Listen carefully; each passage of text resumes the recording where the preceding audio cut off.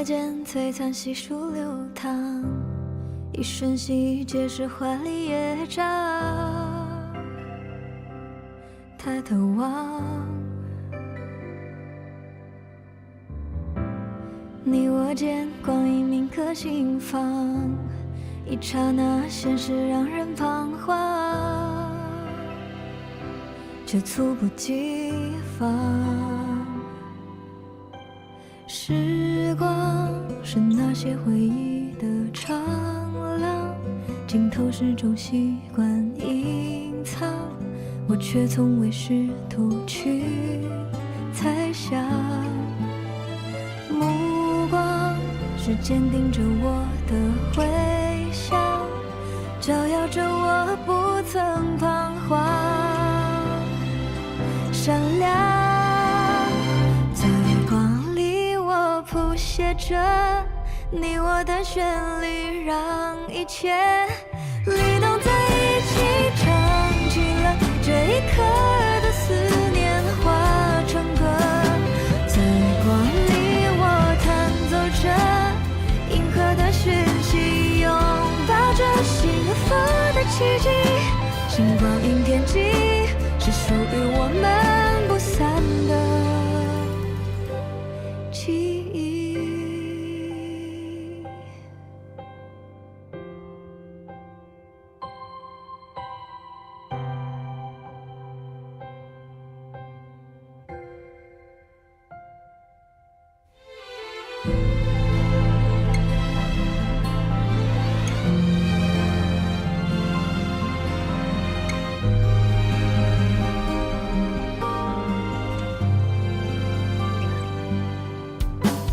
残香是从未抹去的悲壮，深处一直让人迷茫，我们却从未胆怯彷徨。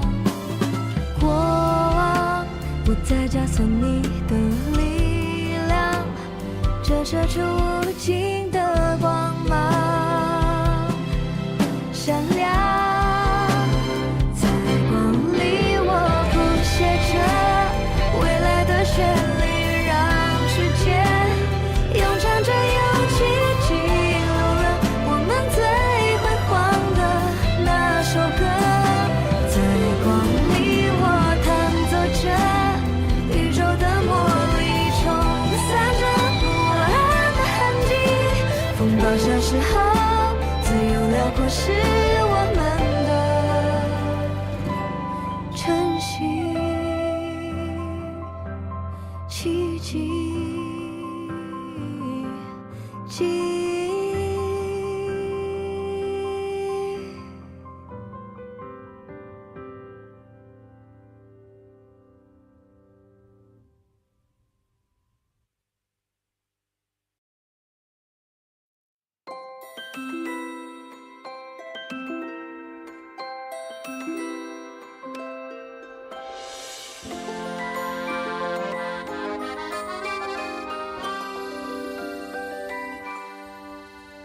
想與一個人聽海風，想與一個人看晚空，帶着那份悸動逃離搏速，還有絕美到最和自己約定說好，從不亂套，全可做到最高，躲進雨水都認重，每步踩着細膩樂句找音符有幾個琴譜，等到那一天再數，苦練那半段合奏曲，終將聽得到旋轉的燈光，誰會在旁壓軸送出當初我最愛的歌是你嗎？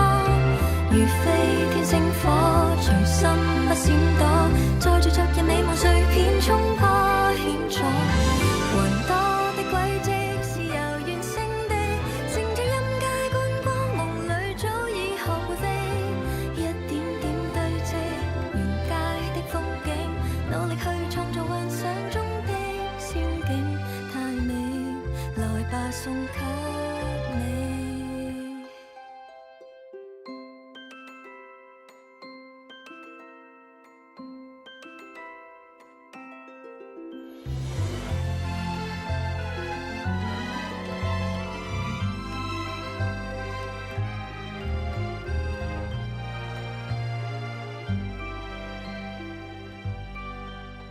期望對着你輕輕唱貼近耳朵，大門外景色照舊，還未變忘。放聲全力去唱，再三為我鼓掌，心底的火花在高漲，聽旋律奏響，看誰在發亮。幻覺會褪去，若感到累，那就回味我創作譜寫的魔法之旅，一點點堆積，沿街的風景，唱着跳着說着細心編寫，遊歷過程太動聽。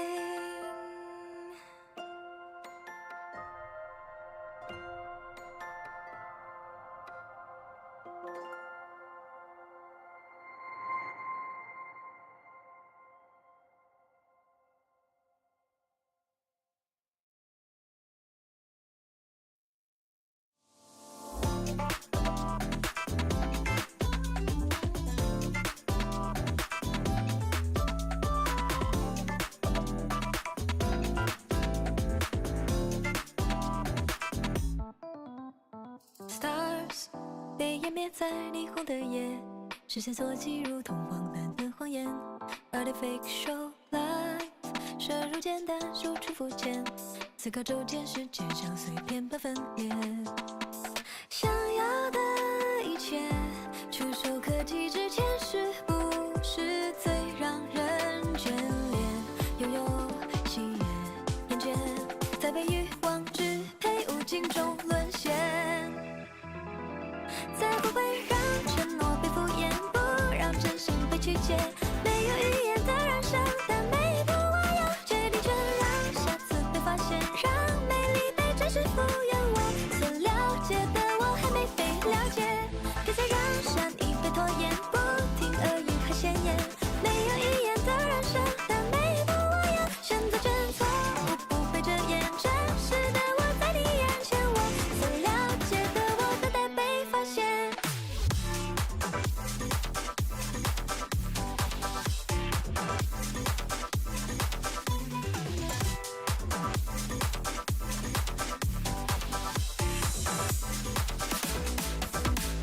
词不达意流行，言语之中有几个字算是发自内心。My muse 暗恋挣扎无处安放，疯癫浮夸灵感已消失在名利场，失去的一切措手不及之前，是不是从未被察觉？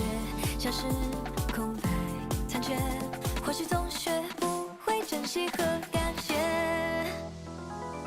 再不会让承诺被敷衍，不让真心被曲解，没有语言的人生，但每一步我要决定权，让下次被发现，让美丽被真实复原。我所了解的我还没被了解，别再让善意被拖延，不听耳语和闲言，没有语言的人生，但每一步我要选择真错误，不被遮掩，真实的我在你眼前，我所了解的我等待被发现。Hello, hello, hello, everybody. Welcome. Can you hear me? Hello, hello. Yahoo! It's a new week. Yes, it's Tuesday. Hello. How are you doing? How is everybody? I'm sorry, we didn't have a Monday stream. I hope you can forgive me. How are you? How was your...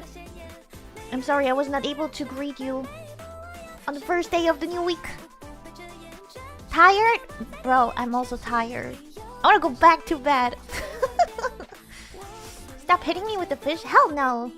I will keep doing every stream. Tomorrow too. Please come again tomorrow. Oh, guys, I've been so addicted to the Astra songs. After finishing the story, I've been non-stop listening to them. That's why you heard it now too. But I'm ready to... Wait, what else do you want to hear? I feel like I've been only listening to ZCZ music. It's so good. I've been looping the Astra songs the whole time. Oh, I should change it. I should change it. Change to something else. Other ZZZ music. Okay, wait. This stream is a little bit... You know what we don't have on the playlist? Is the Kafka. Kafka HSR music. It kind of fits today, so maybe we should add that. Wait a second. What's the song called? It's so good, but I don't know the song name. Music? Song? A dramatic irony. I think this is it. Let me add it to the BGM list. And we're gonna listen to that. 18 month, let's go. Let's go! Thank you so much for 18 months. Hell yeah. Thank you, Nilikiel. Thank you, thank you. Let me see. Where's the song? Here we go. Do you hear it? It's starting very quietly, but we'll get there. I just started chapter 4 in DZ. Sons of Caledon, one of my favorite factions. I hope you enjoy it. It's so... You're meeting my husbando. I hope you will like my husbando. Say hi to him for me, will you? I tried to use sleeping mask. Worked once, and the next night I just took it off while sleeping. Sleeping mask? Wait, is it the Korean mask? I see, like the viral Korean mask. You put it on like up to what, 8 hours? Is it that one, or is it another? Wait, are we talking about cosmetic here, or is it like a eye mask? Oh, it's an eye. I thought you were talking about like facial mask. Oh, I see. Wait, do you guys use like sheet masks? I feel like everybody should use it. Not only most of the people, like girls, women only use it, but guys should use it too. You get super soft, shiny skin. You can use it if you have a beard too. So if you want to consider that, yeah, you guys probably don't know, but there's like a viral Korean sheet mask. I've tried it out once, but it just came off during the night. It's like it's soft at the beginning, and overnight, the longer you have it on your face, it gets more harder, rubbery, and it gives like your skin a lot of nutrition, and you should sleep with it. But when I woke up, the mask was like not properly on my face again, so I don't know. I feel like my skin is not, or I don't know, my sleeping style does not fit to wear the mask. I only bought one, so I'm not getting it again. 164 polls. Ooh, nice. Do you want to join the viewer polls? I'm so sorry. I put up the schedule and the announcement for Aglaia way too late. Somehow, I don't know why. In my mind, it was like, oh, for Aglaia, we still have time. She comes out like next week. I don't know why I thought that was the case. But like, thankfully, you guys reminded me of like, for you? Where's the announcement for the viewer polls? And I was like, I messed it up. So if you want to join the viewer polls for Aglaia, please check out Discord announcement and react to the post, and I will message you today, later, after the stream. Evelyn is... I know, yeah. Evelyn's next week, and Genshin also has a new banner. So Genshin and ZZZ have like the same release now. Before it used to be like every week was something different, but because the Miyabi cycle was only 5 weeks instead of 6, so they were on they have the same cycle like Genshin now. So Genshin and ZZ always comes out the same Wednesday. And then I want to have a stream for Honkai Impact polls too. The new banner comes out, what? February 20th? That's what Balkan told me. And Balkan wants me to poll on his account. I think it's the... Isn't it the Kiana battlesuit? Is it coming out on Global February 20th?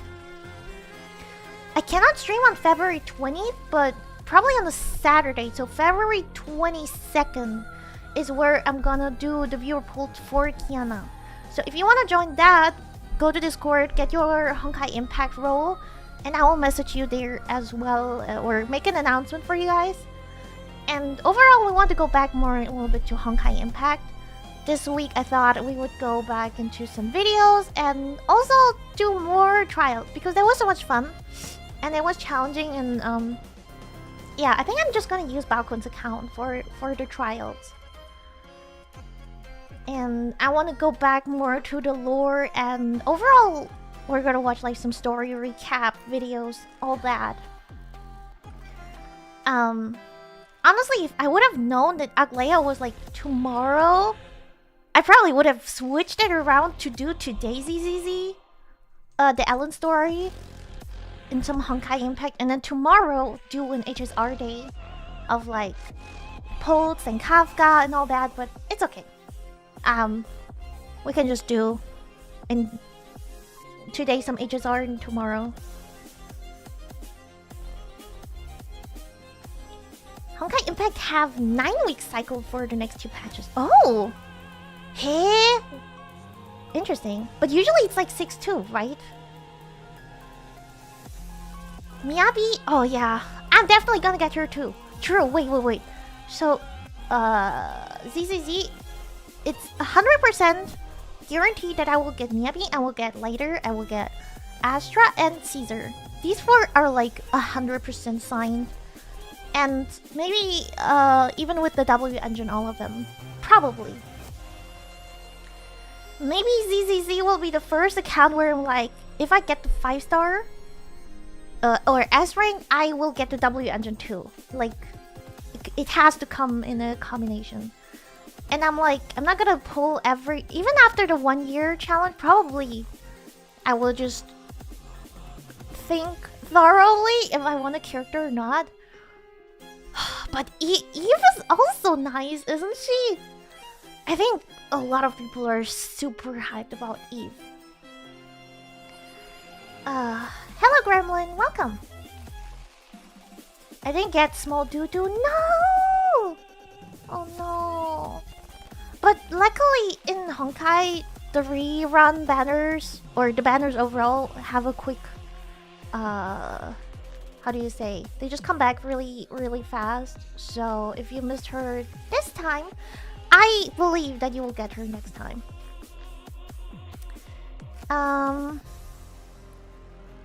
Mods couldn't remind you as well we're sleeping when the announcement went. Look, I don't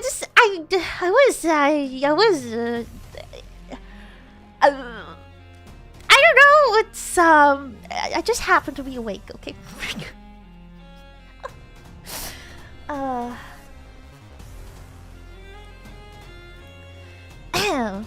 Look, 2 a.m. is not that bad. Like Gibble said, there have been worse cases. Okay. It's not the first time that I announce something that late or post something at 2 a.m.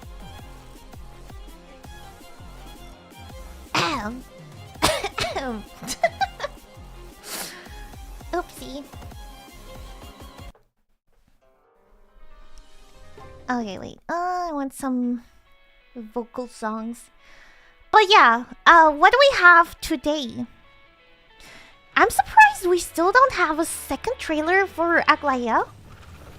It's like 1 day before her release. Where's all the marketing for her? Did I miss something? I mean, probably they will release something tomorrow, but I expected... Also, a new video today? Is it like usually like 2 to 3 videos?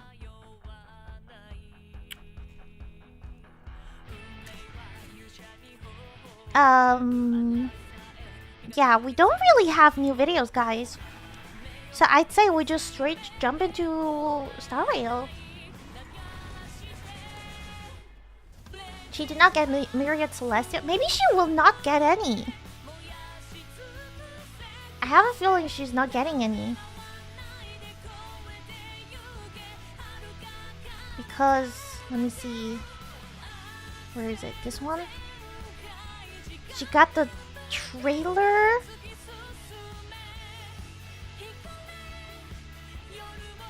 I mean, the Herta got Myriad Celestia animated short and then the trailer.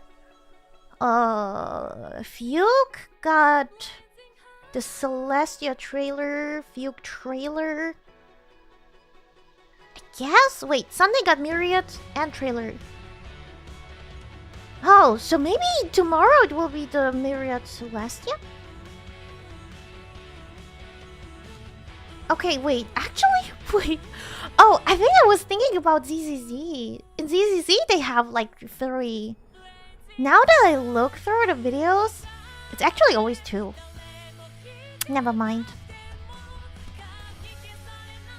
Okay, then tomorrow, we wait for tomorrow.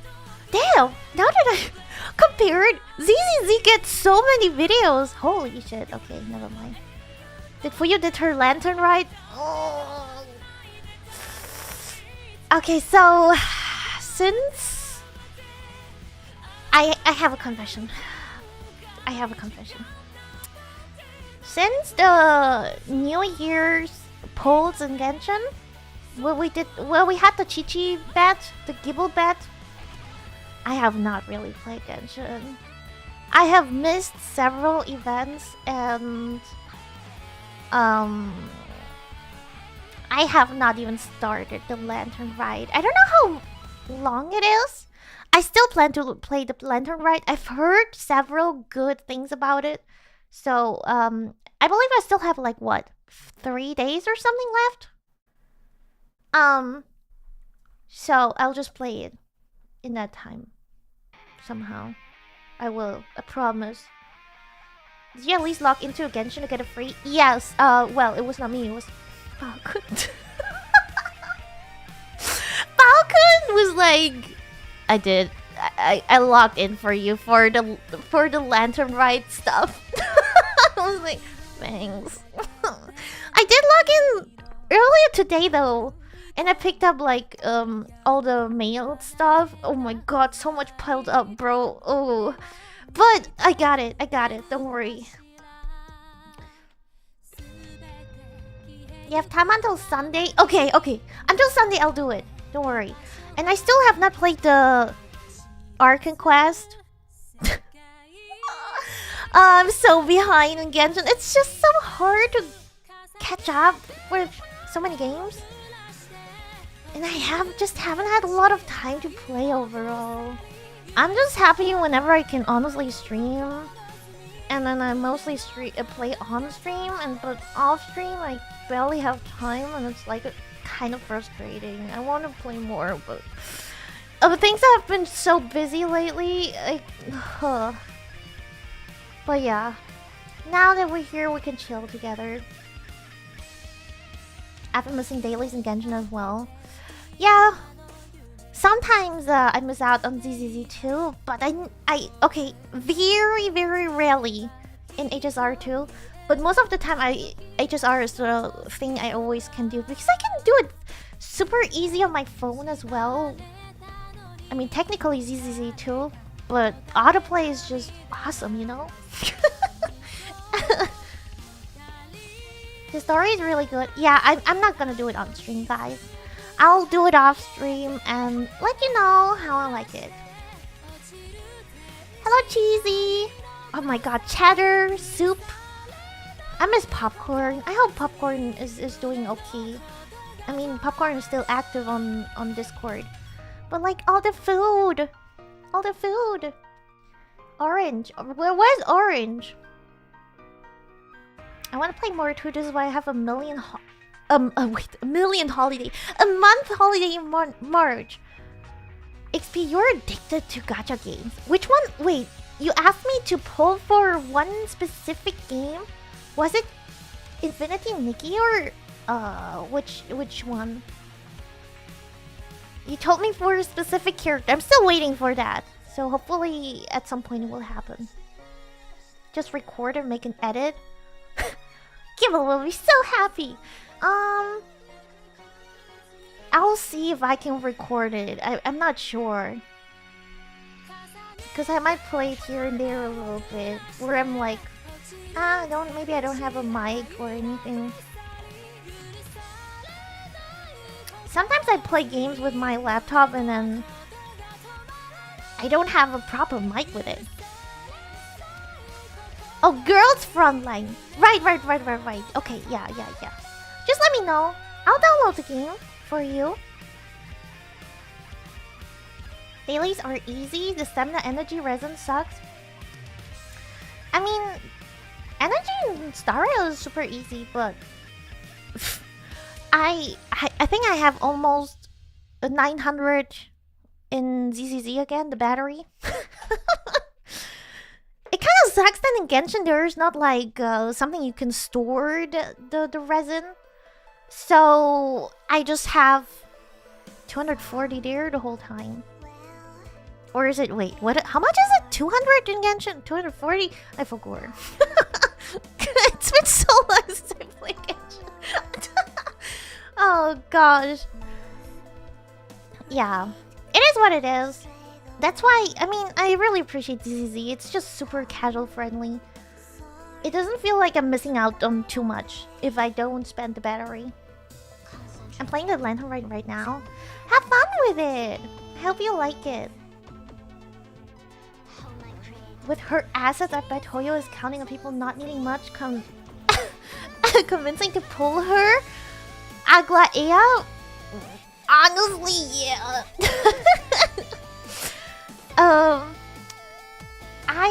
But I have mixed feelings. I don't know if... I have a feeling a lot of people are actually skipping on her. Or is it just me? Maybe the people who got like 50 all the way at the gacha the whole week, they're like, nah, I'm not gonna pull. Guys, did you see how many times I won? At the gacha week?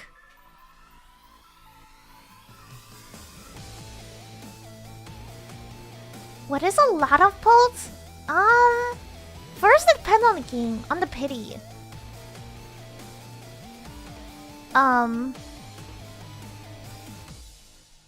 What is a lot of pulls for me? I think a lot of pulls is for me if you can get 2 5 stars.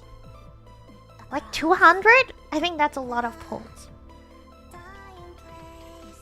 200 pulls. If it's enough, if you can do 30, 10 pulls. Oh, that's a lot! What the frick? That is a lot. Are you saving up for this character? 300? Oh yeah, you're good. What is the pity in the game? I don't know the game at all. So how many people got like 50 all the way in the Star Rail gacha week? Some people skipped Aglaea because of casters and Mide. Yeah, I think most of the people are saving up for casters. So they're skipping the characters, which makes sense. I think casters will be like super hype. I love Aglaea. I think she's great. Everything about her. I also like her personality. I do understand though why people might not like, I don't know, resonate with her, and that's totally fine. That's why there are so many characters. I think 80. Okay, you're good. You're good. It really depends on how many times you want the character. Freddy! Hello. After Aglaea, I've saved for Fate. Wait, guys. I did say it, right? Every month I should put, like, the Stellar Jades aside for the Fate collab. Ooh, wait, I have not decided on how many. Should it be like... Okay, at least the 5 polls we get every month, right? 5 plus... If it comes Q3... 5 plus 10? So 15 every month? Is that good?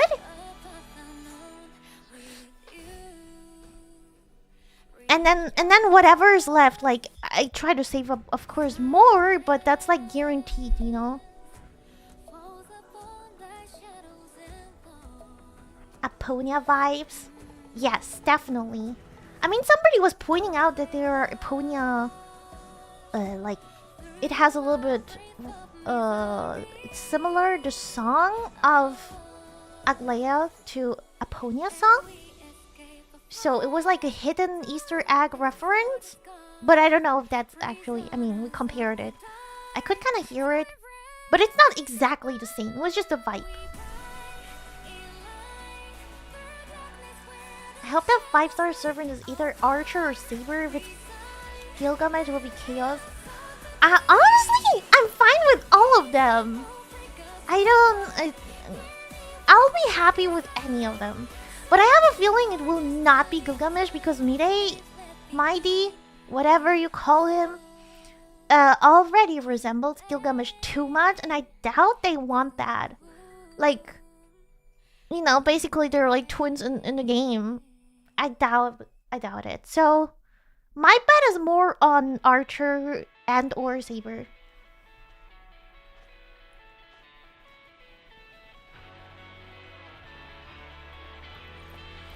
Okay, XP. Thank you, I will check it out later. Just roll!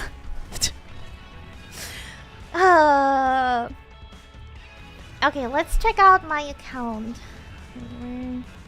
Let me connect. Honkai Star Rail, this one.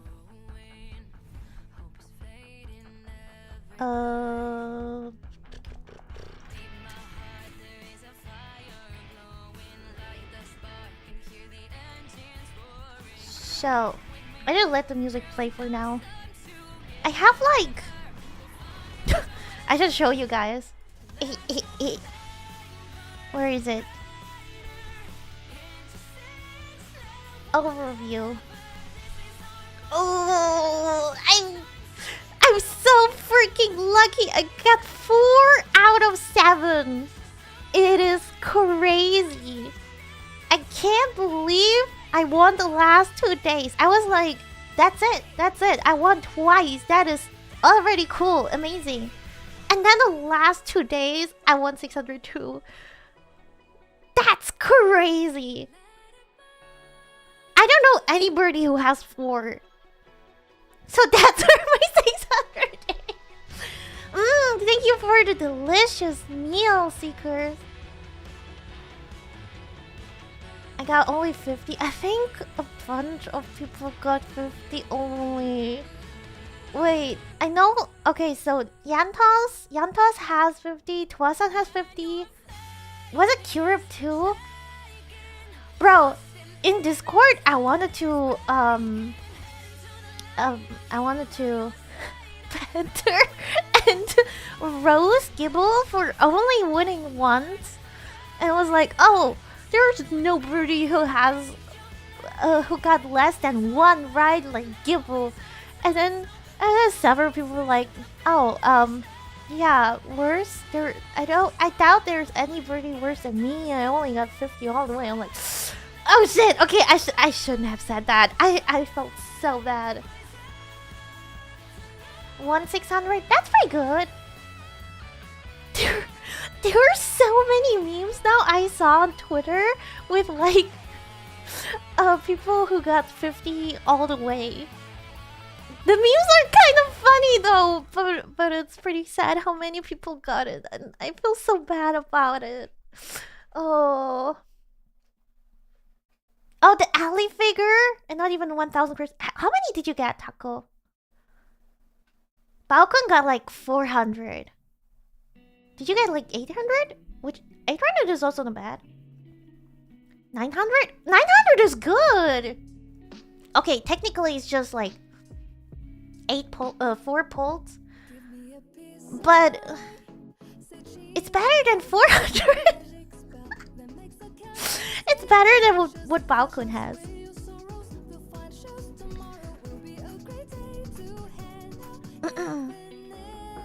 Very happy for you. Thank you! I feel like I should hide it. Do you think my account is in danger? People might get mad at me? No, right? Nobody wants to hack my account.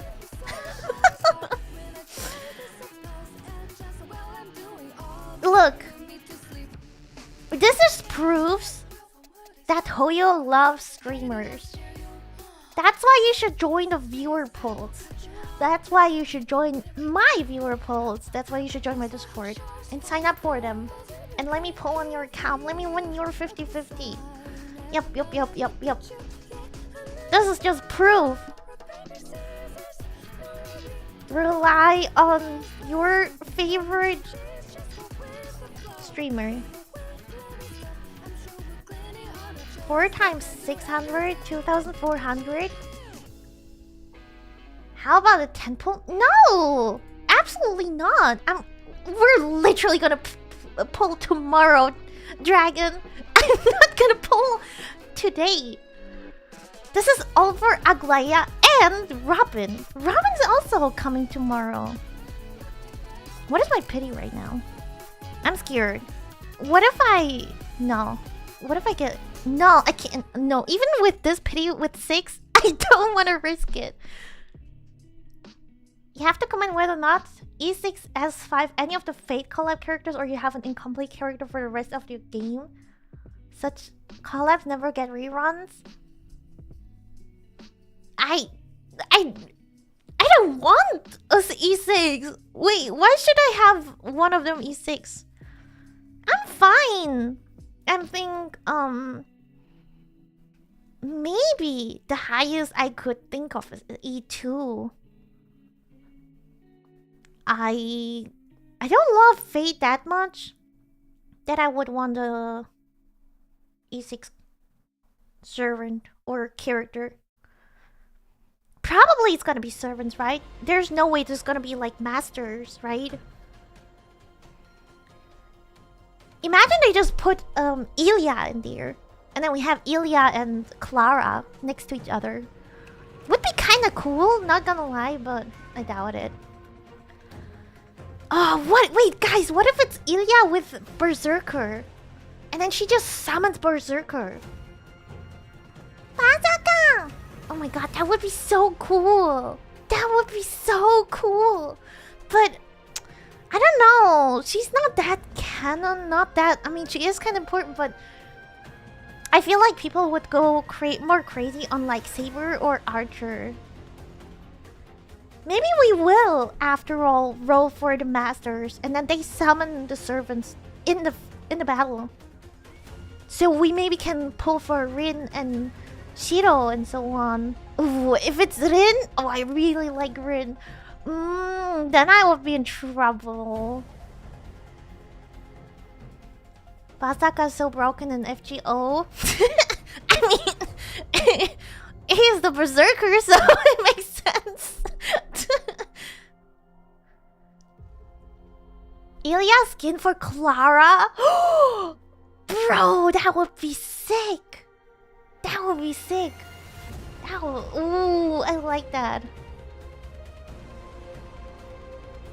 According to Google AI overview, to win a 10% game, 4 out of 7 times is the probability is approximately 1.8%.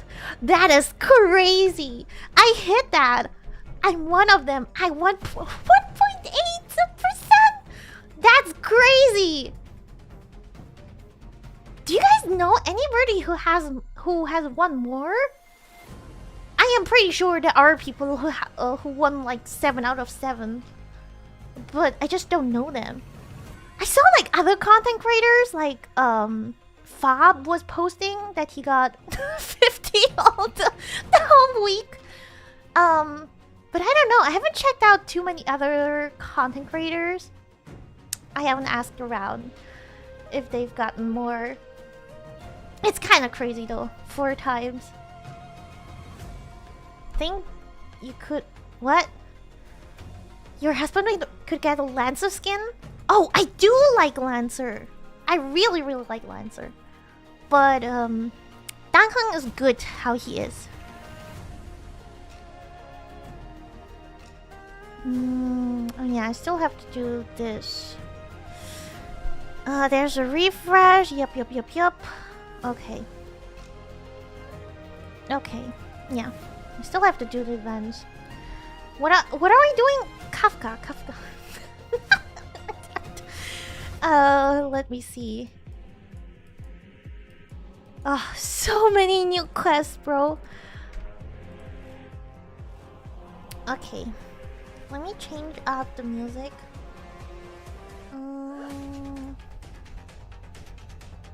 Where's the music? Okay. Let's get some Star Rail music.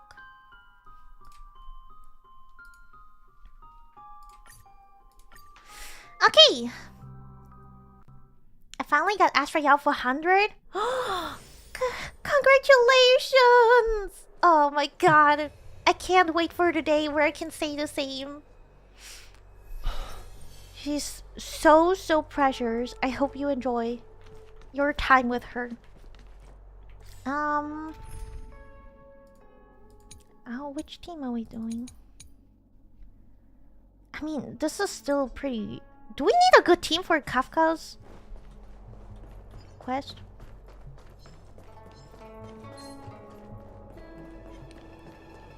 Wait, where am I going? Okay. So, Ooh! I don't know what this is about. It's just that you guys have said before that this is the quest where it got hinted that the Trailblazer was part of the Stellar Jade Hunters. So, now that we have a little bit more knowledge, let's go back and see if there's anything interesting here. Hi, Doom!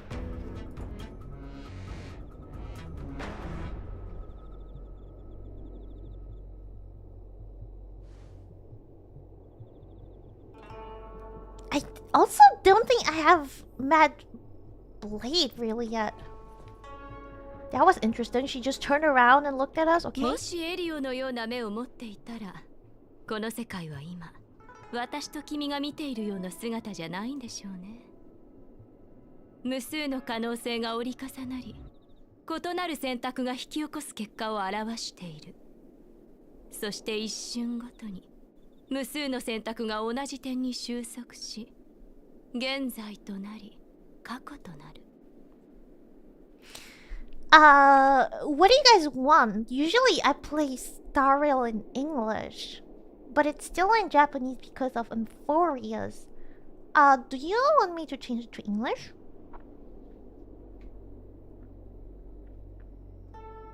Usually I would.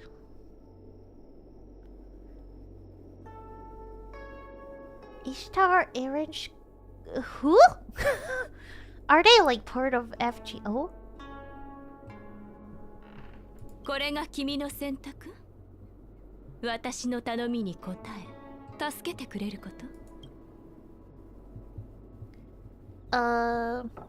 ええ、ジンの状況には私も手を焼いているの。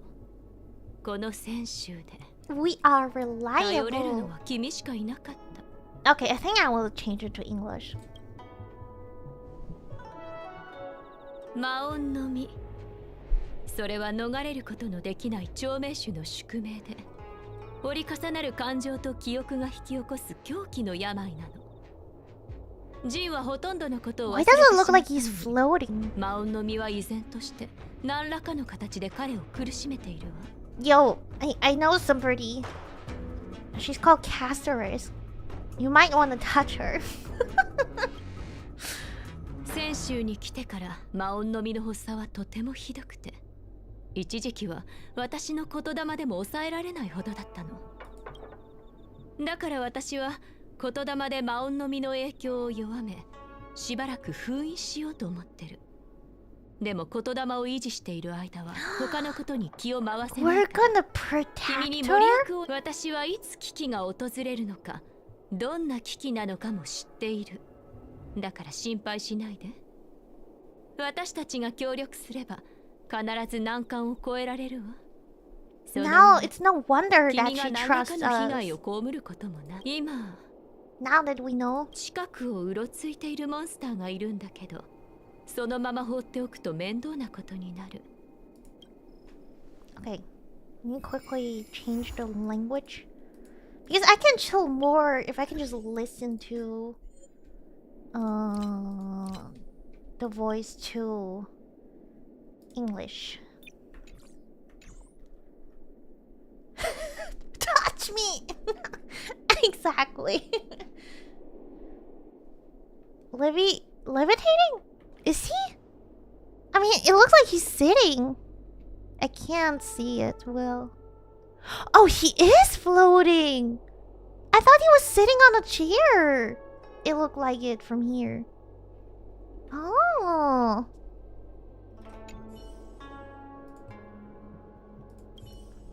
Okay. So we're gonna fight them. Castor is running away. And she's like, no, sexual harassment. Time to twirl! This big diamond! It's all yours! Okay, now I missed the kuru kuru. Oh, wait. Japanese is good after all. Ooh. For this team, I definitely prefer Japanese. Amazing. But then again, it's me we're talking about. I love her though.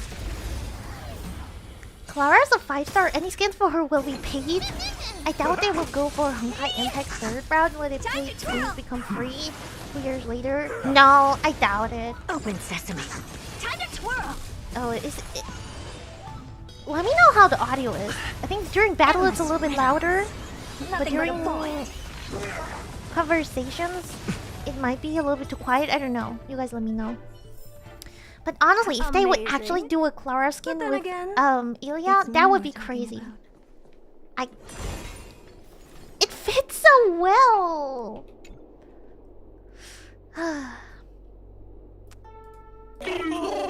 Fuyumi to nai Fuyumi to hut. Yucky! That Thank felt you like a time. for 45 months. It's good to open my Thank eyes you. and see you back here. Oh my god. Soon we're at the 50. Bro, I don't know. It's super impressive, but do you guys think we can reach 100 months? Oh gosh, I doubt it, to be honest. It's 100 is a little bit crazy. Okay, let's not think about that yet. Let's get to the 50 first. Oh my god, that's crazy. 50 in 5 months this year? The 50 will be when your no pull will be over. Big celebration. That's crazy. That's crazy. I never ever thought about it, but 100 is kind of a goal. Will we get like 4 skins for free because it's summer event? Yeah, but it's a little bit different, right? FGO skins than these kinds of gacha games where you walk around and stuff. So we can make 100? I don't know about that. Let's talk about it when we reach 90, okay? For now, I doubt it. Okay. What do we do Let now? me tell you. Damn, her voice is so nice in Weaken English. Blade's senses to the outside world, so that he's only able to hear my voice and feel my touch. He's oblivious to everything else. Kafka's touch. Relda, hello. I'm going to transfer I'm so his glad we changed it to consciousness English. away from the Xianzhou and cleanse his memories of Jingyuan, Jingliu, Insing, and your friend, Dan Hong. Yingqing? Again. Who's that? This process mustn't be interrupted, but I can answer questions before I begin. My questions? Yes, Max. as compensation for helping me. You don't have any questions? I put you into a deep sleep and then reawakened you. Abandoned you at the space station, then lured you to the Xianzhou. I owe you an explanation or two. Don't you want to know? Now that you mention it, it's interesting that she brings it up. Seductive way of speaking? Yeah, don't you want me to speak like this? 120 months is only 10 years? That's a lot of time! Oh, don't rush. We still have time. Think about it first Time. and ask when you're ready. She speaks like sometimes so nasally as well. One rule, though. Please don't ask anything boring. Let's play Truth and Lies. Ooh, I like that. It's a game I play with Silverwolf all the time. Kinda psychological. Both sides ask each other 2 questions, then give one true I've played this answer before. and one false answer each. So, one of my answers will be true, the other will be false. As for which is which, that's up to the asker to make the call. I'm gonna read Kafka. We don't have much time. Let's do 2 rounds to start. You ask me 2 questions. This is a good icebreaker, And you'll you also know? have to answer We have not 2 talked of to Kafka mine. too much But yet. remember, 1 truth, 1 lie. Got you. How do I know you won't cheat? Oh, yeah, we always doubt people, right? Even if it's mommy? No. I give you my word. I will abide by the rule of 1 truth, 1 lie. Got I'll you. go first to give you a demo. Oh, don't be nervous. The first question is quite trivial. You can tell the truth or tell a lie. It's the second question where the game gets interesting. Ooh. My first question is, what do you think about me? I like it that the camera followed her. It was just so little, but I like it. What do I think about Kafka? How should I answer? If I tell the truth, I have to lie the next time, and vice versa. Or I could just cheat. Is that really an option? What are these thoughts? So usually, psychologically, you tend to start with a lie, and the last one is the truth. I could just cheat. Should I cheat? Okay, I know that you guys said that you could end the quest very early on. Can you please tell me?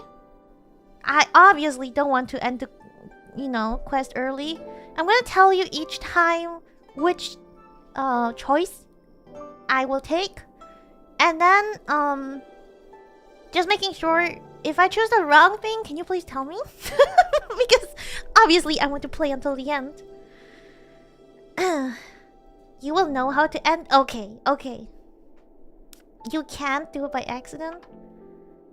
Okay. Alright. Okay. Then, let's start actually with the truth. Better to tell it like it is. Ooh!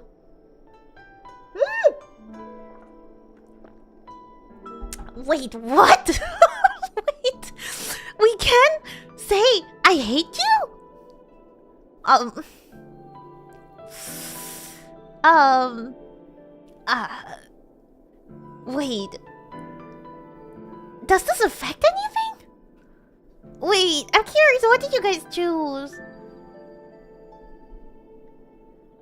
YouTube has all the dialogue. I mean, of course, YouTube has it, but ooh, I would not say I like you because technically we have not interacted that much. It does affect your headcanon? What does that mean? Huh? Usually I would go with the most boring answer probably. I think you're pretty good. It's like slightly positive, but like not too effective. But that's like the most vanilla answer.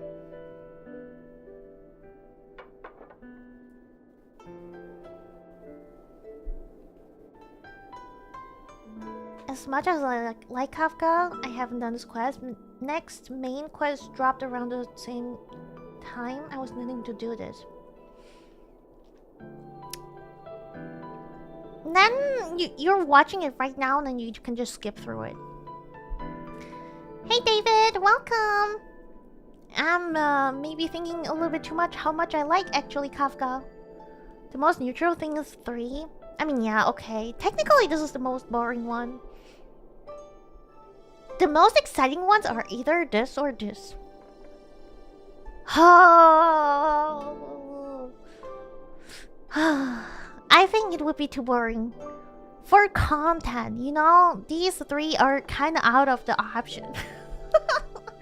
Right? So, either 1st or 5th. I know. And since I don't want to tell her that I hate her, it has to be... Don't you dare! Oh, me accidentally clicking and proving that you can actually accidentally make the wrong choice. I don't believe you can press 5. Wait, guys, is this a challenge now? Is this a challenge now? What do I get? What do I get if I press 5? You really believe I will not choose 5?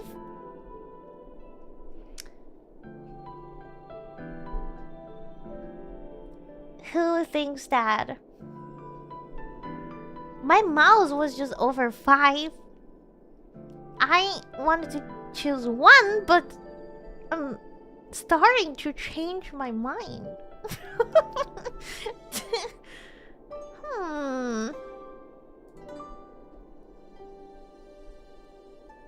Do you have Bootil? No, I don't. Will you hurt such a hot woman? I guess not.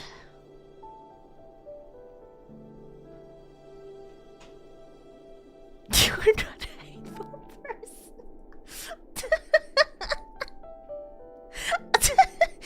Okay, now you're projecting on me.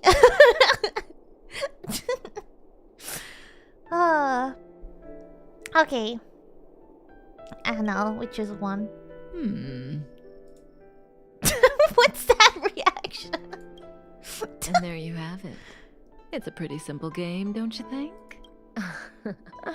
You're hiding your feelings well. Wait, where's the lie? I'm afraid we'll have to put our game of truth and lies on pause. Wait, what? I was ready for it. Huh? The Cloud Knights are here. I need you to help me get rid of them. I wanna play. I wanna play the game. Don't worry, this conflict is inevitable. It's destiny. Okay, that's fine. Oh. Hey, you, stop! We've received an order to capture the wanted criminal. Put down your weapons and come with us. We're a wanted criminal? Wait, what?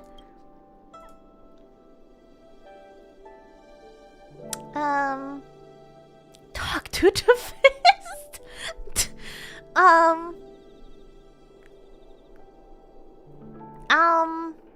We lie, we protect. Maybe you can lie to the Cloud Knights and distract them. The order was fate. You've been fooled. You're here too late. The criminal ran away. Wake up. The Garden of Recollection is stealing your memories. You can't see me. You can't. What the heck?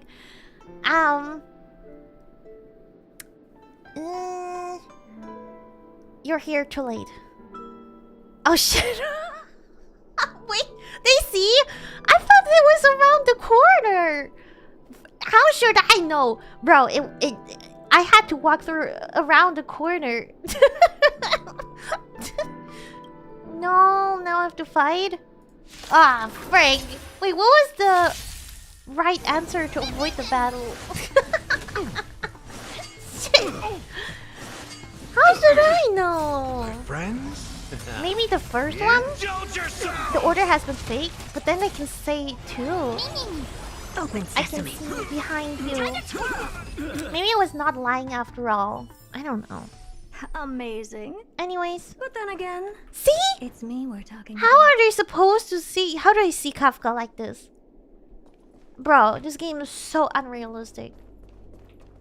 See, the future always seems like infinite possibilities, but what is destined to happen will always happen.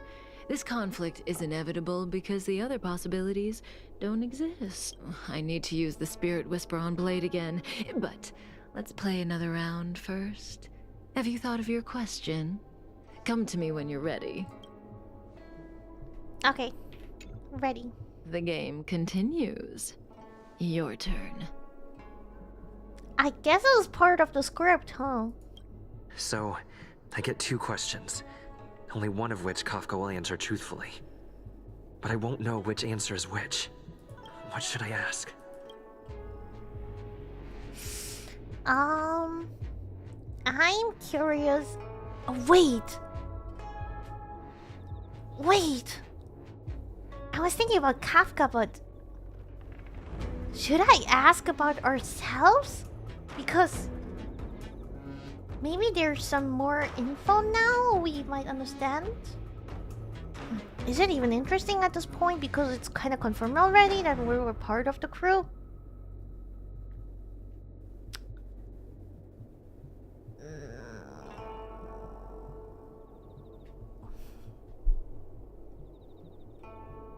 When I came to on the space station, I remember seeing Kafka. But everything before that is a blur. Shouldn't I ask about my past?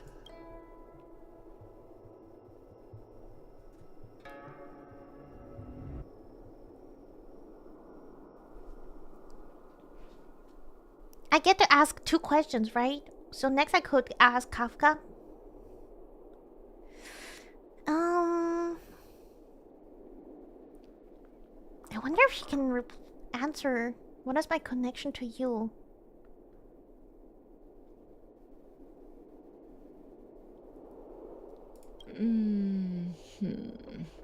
Genetically speaking, you are my child. What? A quarter of the data that makes up your body comes from me. What? Of course, neither Silverwolf, Blady, nor Sam are well suited for looking after a child. Wait, actually, mommy?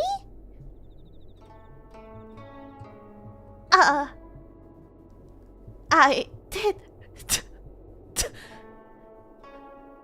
Oh wait. 2 answers and 1 truth. Okay, wait. This could be a lie. Yeah. Okay. I got so bamboozled by it. Okay. So the burden of mentoring you fell on me. It was a stressful job, and I dumped you on the train as soon as I got the chance. No matter what she says, she looks like she's got something up her sleeve. I can't tell what's true and what isn't. I see the look on your face. Don't bother asking. I can't tell you if an answer is true or not. Make your best guess and choose your next question based on my answer. That's the beauty of the game. I hope your next question proves interesting. Okay, so that's definitely a lie. The rules of this game are like reality. We all think we have infinite possibilities, but when you really analyze it, you could count them on your fingers. Every question and answer is constrained by previous choices. The future is like a labyrinth. Every divergence is merely an inducement. There is only one real path.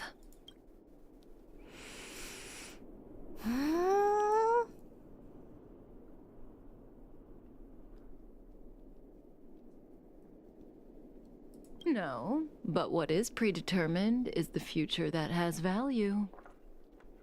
Interesting. If you don't believe me, try it for yourself.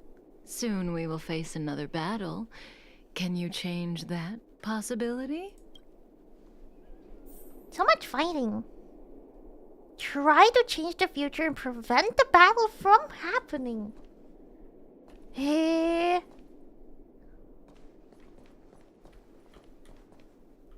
Wait, how?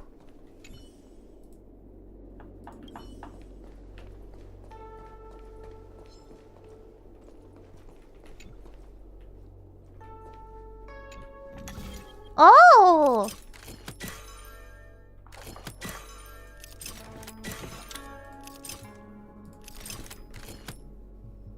Wait. Oh wait, what? Why do I go all the way? I could have just gone back.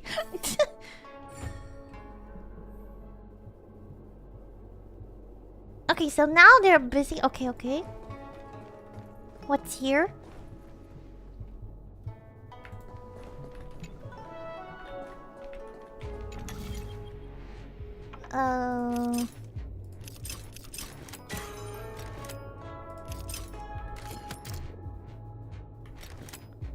Oh wait, this belongs to the other side. Oh my god, whatever. Going full circle. Okay, we did it without fighting. That's what we want, right? That's the second time you've evaded the possibility of a battle. You really do want to change my prediction, don't you? The second time? Doesn't it count as the first time? But the future is still clear. The real test lies ahead. The young swordmaster of the Cloud Knights.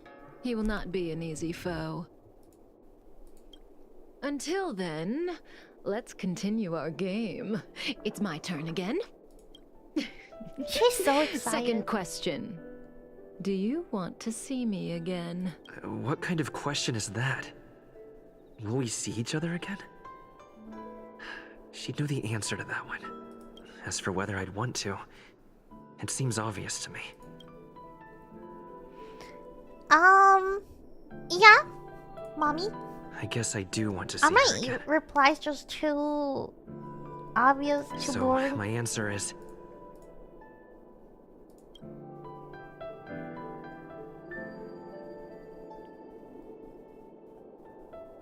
I don't want to see you again. We're following the rules.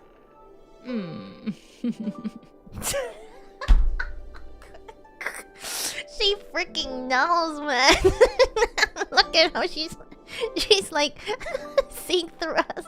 She knows exactly. Okay, I'm done asking. What a surprise. Oh man. I can't see It's too through you. obvious. I can't see through you. I'm just gonna be silent. It's your turn to ask a question. It's too Come obvious. see me when you're ready. Oh man. This is your last question. Surprise me. I don't know if Kafka was telling the truth in the previous question. No, But one thing's certain. definitely not. So she For has this to be question, as to she'll say have to the answer truth according to the now. rules. Should I venture into a whole new topic?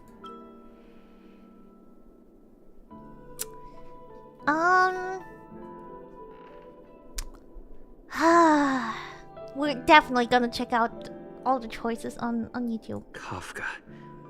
She's the one who put me on the Astral Express. Everything about her is shrouded in mystery. And I want to know more.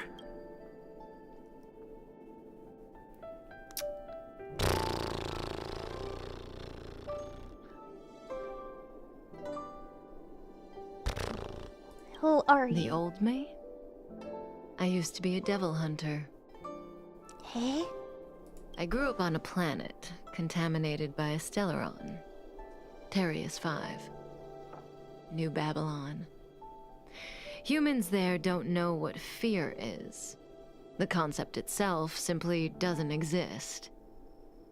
When people don't feel fear, they are dominated by desire and pleasure. They become devils. When Elio found me, I was in the middle of a mission. And the conditions he offered me caught my interest. The tone of speaking? Oh, I did not notice that. Oh no, not Stellaron you. Hunters. The General was merciful enough to let you live, but you haven't shown the slightest bit of gratitude. You're not doing anything wrong. Why are you here? Because he was struck by my spirit whisper. My powers of suggestion are capable of convincing was definitely people the to truth. accept my orders. I mean, you can all tell without without a second analyzing thought. her tone. Defeat this little boy and your mission is over. You witch! Oh, we're gonna fight Yangjing again. Eh? What? Okay, sure. Die, boy. Oh no, the best 5. I still have not gotten the best 5-star. Sword, heal God me. damn it! My account is cursed. First, not winning the 4 times 600 Stellar Jades, and then not pulling Yangjing, not pulling belt. Man, what's wrong with my account? Open sesame. Endless riddles. Nothing but a void. Time to twirl. This big diamond. It's Too bad. all yours. Expand your thinking. Glimpse the unknown. Time to twirl. But now that you talked about the tonality, I kind of want to listen back to what she said Friends? when she was lying. Indulge yourselves! People definitely change their tone when they're lying or not. Sometimes like higher pitched when you lie. It's interesting. This big diamond. It's all yours. I failed. I failed. Finally, saying something truthful. If it weren't for you, that kid would have had me and Blade in the shackling prison in no time. Now we will be in the Of shackling course, person. Sam and Silverwolf would have broken us out, but Blady would have been gravely injured, and our relationship with the Xianzhou would have been damaged beyond repair. But of course she knew about this because of the script. If possible, I'd like to avoid that kind of future at all costs. Can I leave now? That's such a mood. That's me. When I'm like at places, gatherings where I don't want to be. That's such a mood. Yes, the Mara in you is temporarily suppressed. So long as you avoid overstimulation and familiar Did faces, they make a meme out you of shouldn't this have a problem. line? Wait, you're not leaving? I am sorry, Kafka. There is a person to whom I am greatly indebted. I must see them. Then it's in your hands. Elio didn't say anything about what happens next. Thank you for coming to my aid. I appreciate it. Wait, Our we're just paths gonna will leave cross like that? again. Okay. What have we done? I remember you. Oh my god. Well, I don't remember you. You once followed Must be a little Kafka, bit didn't bitchy. you? There was a time when she was on a mission. You were next to her. I remember. Ooh, this is about the Stellar, bit like the previous, like the past, right? I've yet to see anyone follow her for as long as you did, and live to tell the tale. Maybe she's a mom after all. Maybe she was telling the truth, dude.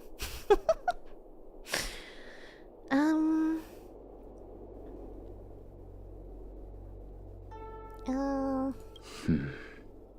Every course, no Stellaron reply. hunter has a deal with Elio. I do not know the nature of those deals, but I do know that Kafka and I agreed to take orders from Elio. She must have sought something extraordinary. Everything she does comes at a great cost. So, the deal for him is to be able to die at the end or something? She will have done many things to keep you alive until now, young one. He's talking like we're a little puppy. Huh? There must be a second part, right? Huh? Huh?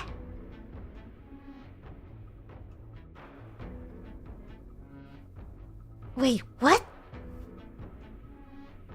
Where do you end the quest early? Oh, it's like not helping her? That's how you end it? Oh. Oh. I'm surprised it's so short. That's crazy. Okay. Now we can check out the other possibilities, right? Let me go to YouTube. Early Day of Ages arc. I'm not opposed to it. Kafka Companion Quest All Answers. Okay. Let me see.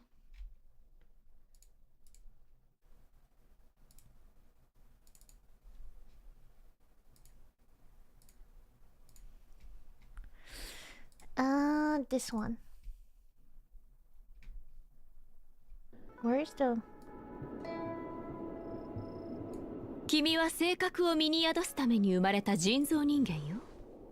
誕生した時か Oh, this is the truth. You're an artificial body created for the purpose of hosting Stellarin. From the moment of your birth, it was your destiny to receive the Stellarin at Herta Space Station. Before that task was complete, I was responsible for protecting you. から君は宇宙ステーションヘルタの性格を受け入れる運命にあったの。私の役割はそれまで君を守り、常識と戦闘のテクニックを教えること。君が覚えていないのはヘルタ計画を実行する前に私が忘れさせたからよ。Damn! She actually says all 何を this. 言っててもちゃんと考えがあるように聞こえる。本当なのか嘘なのかわからない。君はあるアイオンが偶然作り出した生命で、肉体はあったけど魂を持っていなかった。エリオが私を君のもとへと導き、君に魂を与えたの。それ以外に君の過去に関して語ることは何もないわ。私に見覚えがあるのも当然よ。君の魂が生まれた時、私はそばにいたんだもの。Can you tell that the tone is different? 話はそれぐらいかしら。It kind of... Doesn't she speak a little bit faster? ちゃんと考えがあるように聞こえる。本当なのか嘘なのかわからない。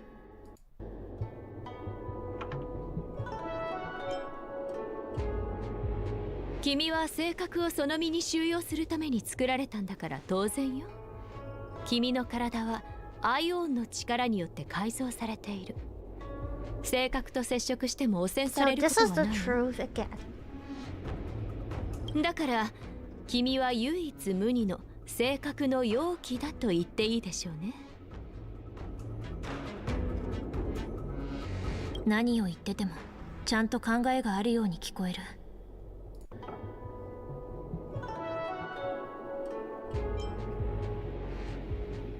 あの性格は手を加えられているの。I mean, I ヘル don't... タは性格を収容してから I それ only に hear about the truth, to be honest.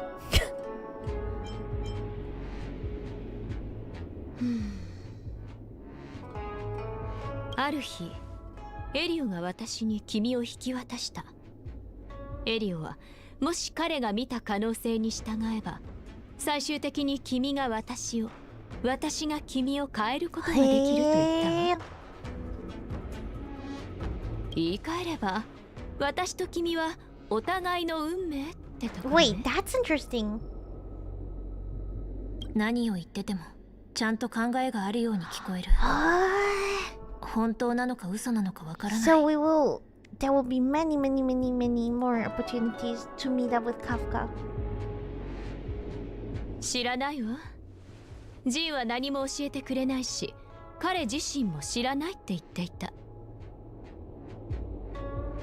目覚めた時に彼は何も覚えていなかったらしいの。その後ある女性が彼を見つけ、剣術を教え、そして殺した。 At some point we'll find out more about Blade, right? 私とサムはエリオの指示に従って彼を見つけ連れ帰った。エリオによれば彼の剣術と不死の体には重要な用途があるらしいの。私が知ってるのはそれだけよ。何を言っててもちゃんと考えがあるように聞こ There え is る。 no way. There was a 本 theory 当なのか嘘なの that かわか we らない。 are Ilio. Impossible. Impossible. 彼は長命。彼らは昔とても仲のいい友人、いいえ悪友だったらしいわ。ジンは多くのことを忘れてしまい、それらのこともよく覚えていないのよ。彼らは一緒にとても悪いことをして恐ろしい結果を招いた。ただそれは私が断片を組み立てて得た情報よ。 Wait, do we know what ジ they ンは具 did? 体的なことを教えてくれ I'm ないか not ら。 aware of it. Have I missed any quest? 何を言っててもちゃんと考えがあるように聞こえる。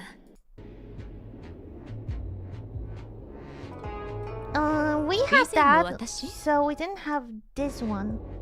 Why did you join the Stellar Hunters? 自分を変えるためよ。私には恐怖という仕組みがない。私の頭と心の中には空洞があるのに自分でも実感できないの。だから自分で自分を変えられない。 Okay, でも makes エリオ sense. が手 Now 助 that け we して know く the れると other 言っ answer. た。彼の指示に従って行動すればだけどね。何を言っててもちゃんと考えがあるように聞こえる。本当なのか嘘なのかわからない。 Interesting. Interesting. Man, it kind of sucks that you cannot explore this by yourself in the game. But I guess it makes sense. You have to go to YouTube to check out all the answers. It's interesting, mate, but I would love to experience that in the game.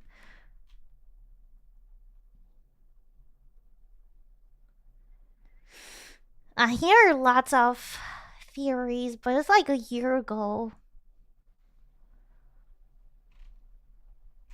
So this is the first time when it was like, oh, this Trailblazer was part of the Stellar Hunters, and now we got a confirmation we actually saw them together.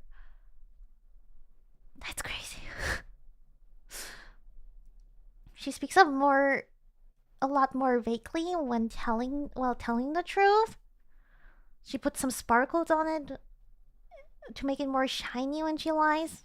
Analyzing mommy.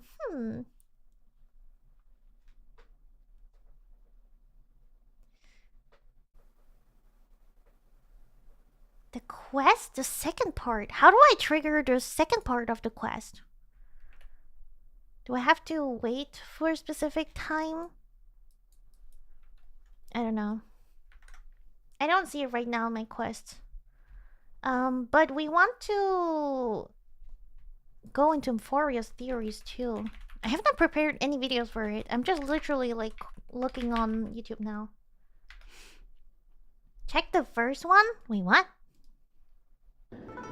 I went away already. Kafka responds when you dislike her. Cheating. Wait.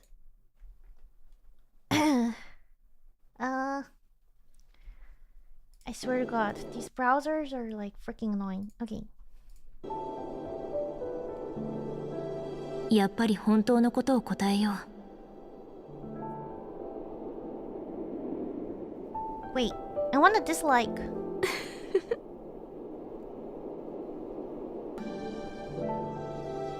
The truth, I dislike, I hate you.「やっぱり本当のことを答えよう」。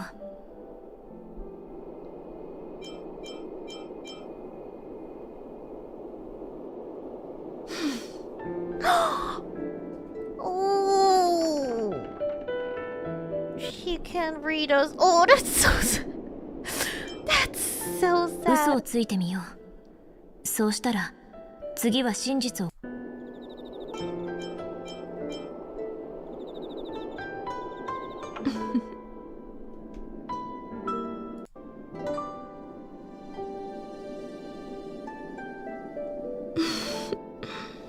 Yeah, it's just she just 答えは当 knows. 然。 She's just either happy or just 嫌だ。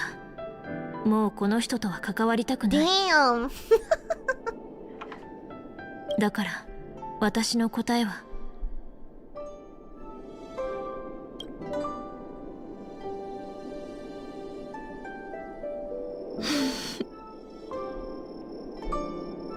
答えは当然。 Cheating. Oh yeah. Let's cheat. 嫌だ。もうこの人とは関わりたくない。だから私の答えは。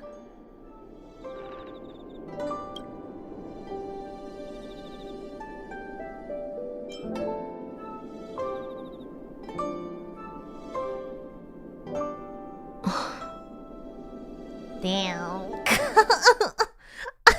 She's just like, damn. She knows exactly. Oh, I'm surprised. I can't trust this person. They lied. They disobeyed the rules. I like the concept of the whole quest. It really supports what Kafka is saying with like all the possibilities. It's really nice. I kind of hope they make more like this. I mean, they kind of partly are doing that throughout the game because, you know, they do offer us these different endings, bad endings. It's kind of cool. I really like it that you get to choose. And it actually has an impact. I like it. On the train, I have to go back to Astral Express. Wait.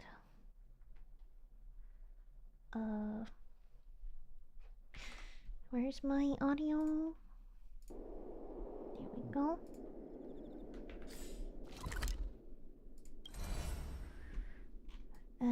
Wait, huh?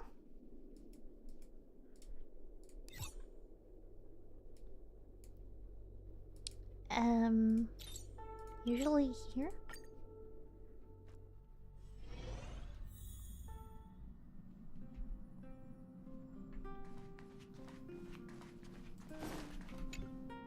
Hey!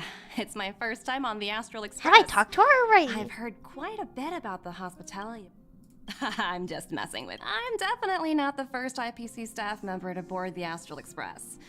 I've heard that I've also heard that the board once considered spending a fortune to buy out the Astral Express and to make it part of their business.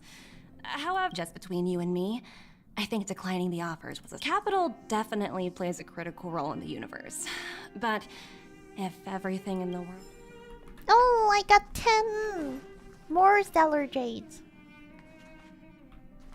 Astra Express. Oh, that would be cool. But I don't see a new quest triggering. I might actually have to wait for a day. Probably. Okay, that means we're heading over to videos. Let me see. Oh. Amphoreus theory. HSR.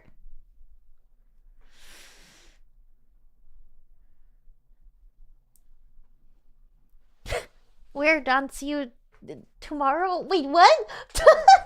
Short stream, guys. Just 1.5 hours. Oh man.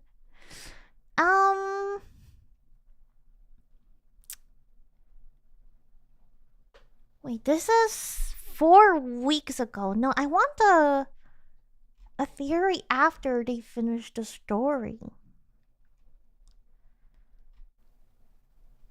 Wait, when did the... Wait, no, 2 weeks is after the story too. But this is pre-release. Okay, I think this one is... They probably finished the story like really fast. Then this one... I'm just opening a few videos. Okay, this... How many videos are we watching? This is 1 month ago. This is too far.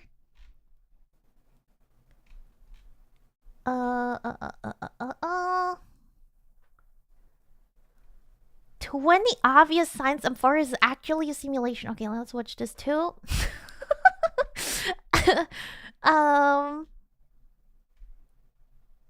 Wait, they changed Aglaya's accent? Wait, I want to watch this too. Wait, I'm just getting a few videos. Okay, maybe we should watch the videos first before we move on. Amphoreus Load all the videos. Alright. Okay, I got a punch. Okay. Here we go. Hello Ray, welcome. Wait, I want to compare the accents first. Aglaya the Gold Weaver, you must gently caress the holy city's silken web and hearken to the sounds and voices of destiny.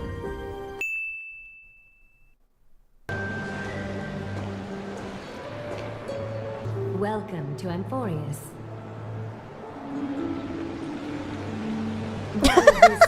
Welcome banquet is far from elegant. It has helped to remove any misgivings that we had. But in the character trailer, it was the... What is it? The British accent again. In game, she still sounds British. The specific moment she didn't. Yeah, okay, here she didn't, but usually she does.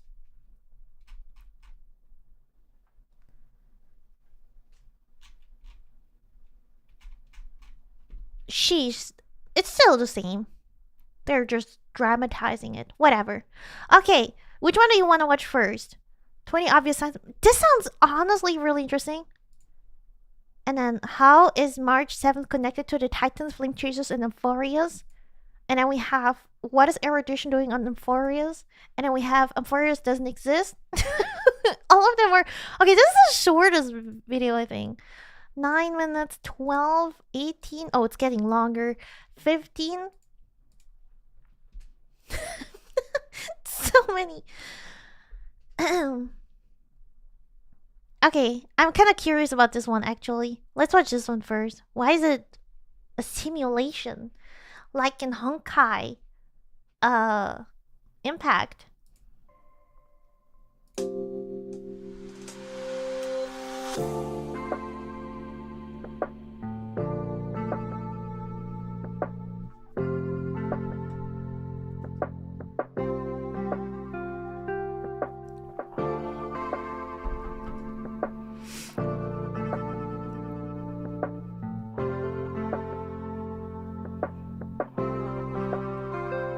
playing a game? We can try to go to inaccessible areas. When we do so, a simple and direct notification will appear. I'm gonna read it because there's no dub.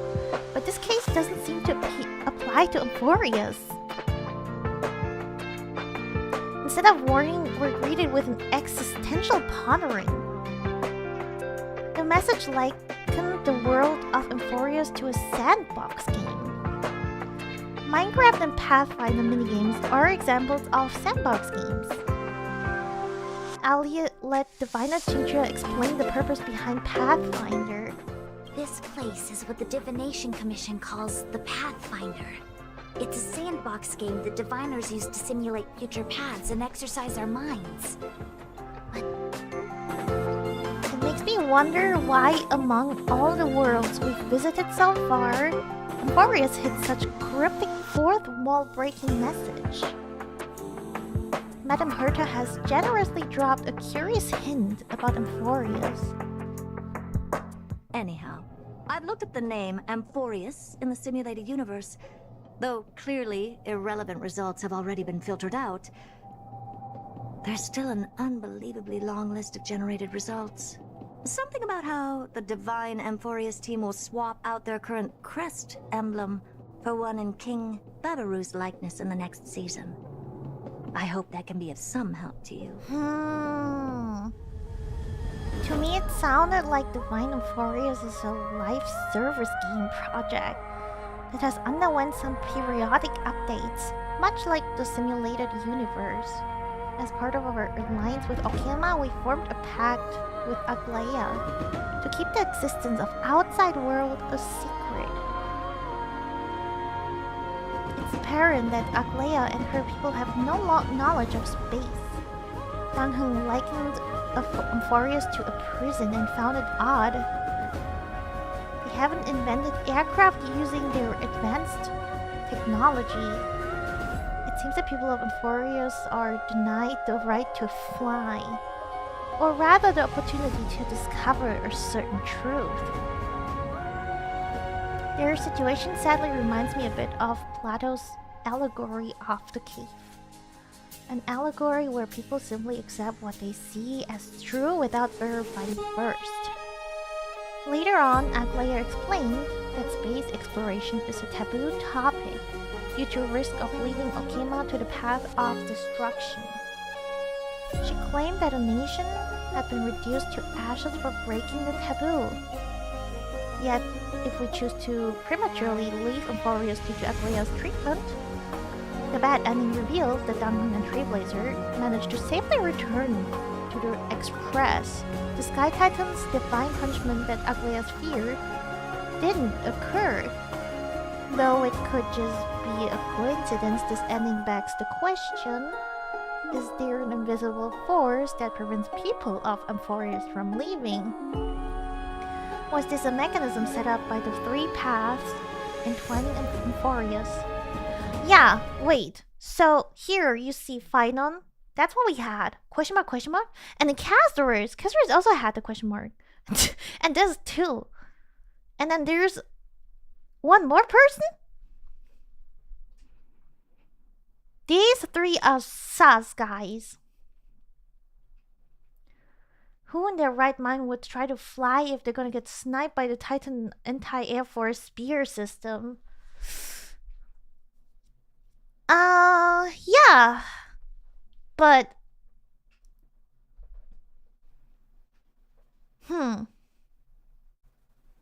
not Castors? Yes, she's sus.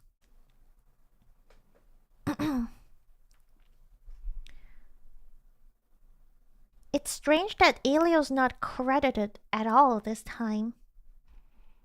Hi, Ultimate.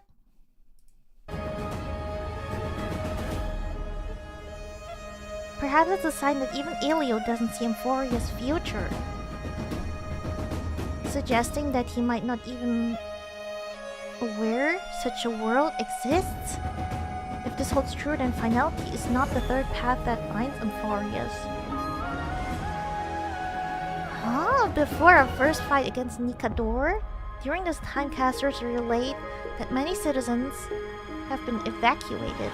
There is no need for worry. The citizens have already been evacuated, and the only living things in the vicinity are the three of you. As Lady Aglaya instructed, no civilians will be affected by this. After we fended Nikador, the citizens somehow came back already, nonchalantly continuing the daily lives. Even Duncan was surprised by the prompt return. It's as if they're preloaded NPCs. Surely Trian can't teleport majority of population that easily. As far as technology goes, I'd say Okema's almost on par with Jianzhou. Both share common tech such as an elevator, smartphones, teleportation device, etc. But most glaring of all, Okema is advanced enough to restore Duncan's spear to its original state in mere hours. This sounds rather absurd if we consider both worlds' technology level. Remember that Okema was just recovering after Nikador's invasion. In the first place, how did they have the materials required to fix it? It's not like they have a blueprint of the Cloud Piercer on hand. Since the spear is Yingqing's masterpiece, you'd think it'd take longer to repair. The reason creds can be used in any world is thanks to the IPC standardizing it as the universal space currency. Even though Amphoreus is not registered in IPC, credits can freely be used. According to Tribute, the Law Titan's power can appropriately convert credits into balance coin, the main currency used within Amphoreus. The idea prompted traders to worry they might ruin Okema's economy, but Trivia assured them that it'll be fine. I never thought about this before. Don't you think Amphoreus law is way too convenient? It's a game! I mean, we are playing a game. I mean, you know? Duncan and Travers are by definition aliens. Despite that, they're able to converse smoothly with the local. Yeah, that's what they've been like pointing out a lot. IPC Synthesia Beacon was already proven incapable to decipher Kremna's ancient text. Finon has always wondered how we can do this in the first place. So that does remind me. I've been wondering how you can understand the language and writing we use in Amphoreus when you're from beyond the sky. Since the story has touched the topic of language multiple times, yes, they did, I'm sure this oddity serves as a vital hint toward something big. It's like Duncan and Trailblazer are blessed with magical speech converter. This kind of oddity is very common in isekai story. Perhaps Duncan and Trailblazer were isekai'd when they jumped to Amphoreus. Himiko is strangely confident that language won't be an issue in Amphoreus. Maybe the language barrier was eliminated thanks to Nos. No? After all, language can be considered a form of knowledge. I won't be surprised if the droid had a hand in this matter. Erudition maybe? At a glance, it may look like Oronix's power is related to time. However, Kirby has openly denied this notion. The past cannot be recreated. All we can do is follow the prophecy and move forward.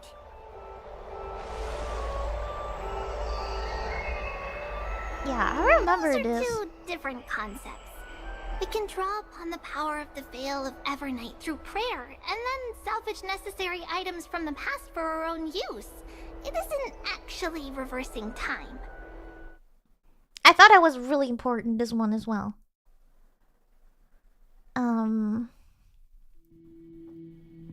Incidentally, there's a computing term that matches Oronix's power. It's similar to making a save file to record your current game progress. Even after progressing, you can load the file to return to that point. The priests of Ornyx position that pose said the extrapolate predict what things may look like based on time. Going by that claim, Ornyx's power sounds similar to Fuxian's matrix. The matrix of prescience does not allow one to remember anything. It merely collects data in order to infer past events, in the same way that future events are inferred. Just as Realm-Keeping Commission officers collect ballistic evidence to recreate the scene of a crime, there are materials from which we can infer the past. These may be items related to the experience or memories of the people involved.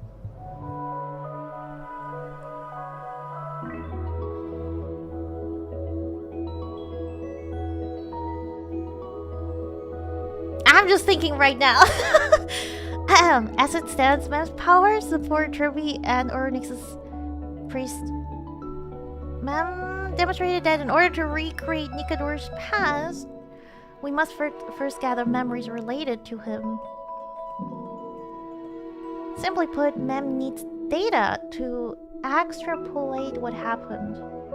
Mem is without a doubt a creature of remembrance.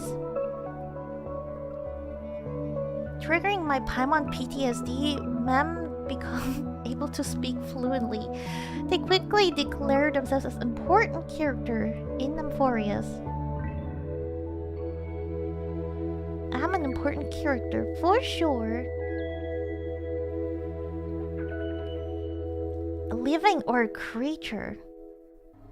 Could they be subconsciously aware they're living out a story? Mem's assertion echoed Cyrene's word regarding Amphoreus. Of course, this will be a romantic story like none that has come before. You think so too, right? Outside of Okuma, there were cities that didn't revere the Titans. They didn't think the Titans were the pillars of the world. They held that everything in Amphoreus can be reduced to numbers, which produce highly complex mathematical operations. To them, the 12 Titans are a machine that fulfills certain tasks. The chaotic side of the bunch proposed the existence of a 13th Titan that is vastly superior to the 12 that we know so far. This 13th Titan is indescribable by either language or... Wait, what? By either language or numbers.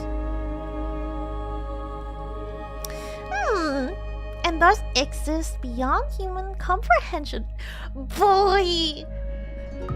They might actually be onto something here, since while the heirs called Capoli Skyfather for creating humans, Ornyx the Time Titan called Fully the same way.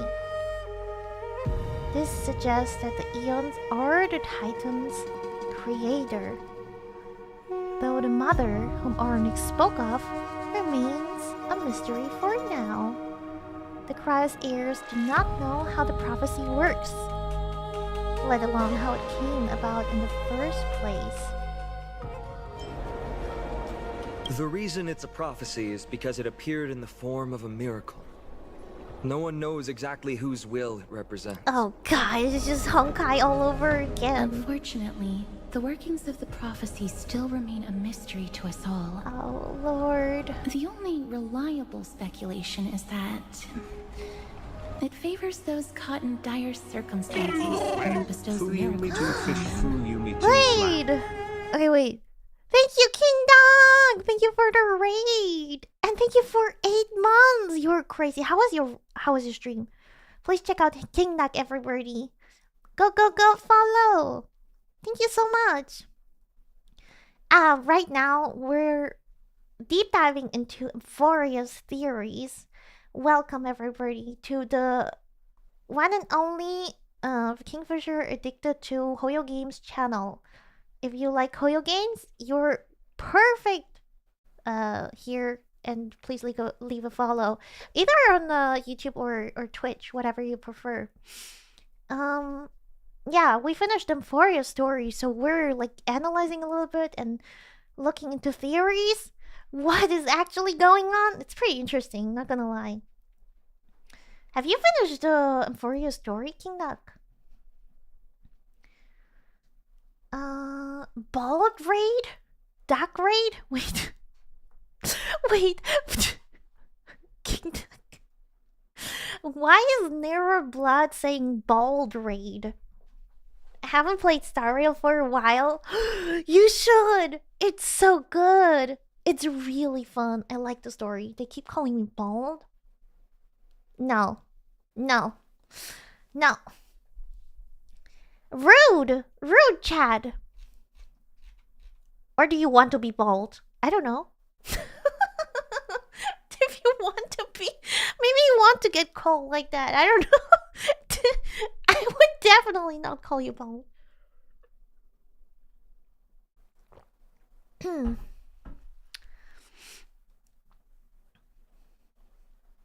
What did you say? Projecting. Yes, Chad is projecting. But yeah, thank you for the raid again. Please make sure to get some good rest after the stream. What did you guys do today? Did you play ZZZ today? I got lost. What does that mean? We're watching a few theories. This is the first out of 4 videos we want to watch. The Long Drive. I don't know that game. I hope you had a good time with it. Getting lost is sometimes really fun, but it's more IRL for me. Then you get to see unexpected things. Maybe that's the same. That was the same for you today in the game? I don't know. But yeah, let's finish this video. It has no dub, so I'm reading out the text basically. But we're almost done. Yeah, this is about the prophecy. In a sense, prophecy is like a predetermined path which leads to a certain result. Much like a program.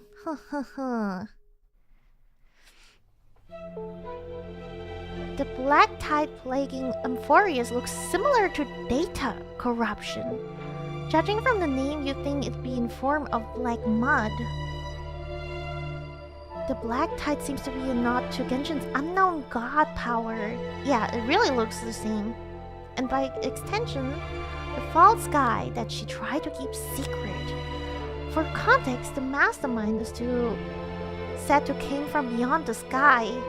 Borrowing this theory, if we treat Amphoreus as data, then the black tide is an external virus. When we caught a nymph, it immediately turned into Kawamochi. Yeah, that's what I was thinking too. That's weird that everything is like the Kawamochi. These face characters, they're produced by a keyboard and widely used online. I already broke the fourth wall a few times at this point, but the nymphs remind me of a code function that returned Kawamochi when caught. Even more so when it's always encapsulated in glitching blue screen. Despite Amphoreus' seclusion from the concept of eons, Aglaya and Oronix can feel Trailblazers houses something special within them. Maybe Amphoreus, a world born from Stellar and what? That was a weird sentence. I was not reading. And the 3 paths. Oh, is. Oh, okay. After all, we have no definite limit to what the Stellarin cannot do.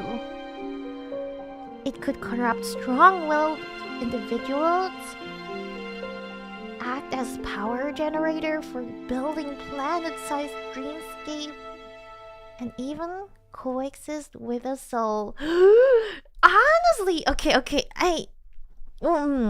there are definitely a bunch of things where I'm like, yeah, I thought too when I played it that that's weird. What do you guys think about this? Amphoreus is the Eons playing The Sims? The game theory suggests, Eon of Elation? Illusion realm all over again? It's possible?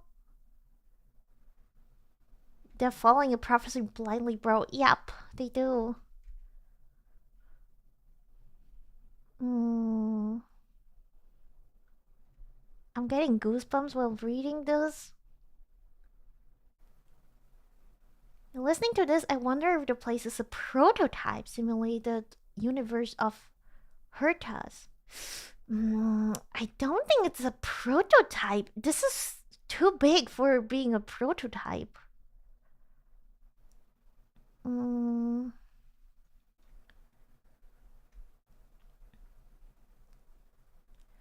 alien part is what has me most intrigued. You guys were saying that too when I got the bad ending. You were like, Elio's not on there. That's weird. Usually in Penacony, Elio was always part of the bad ending.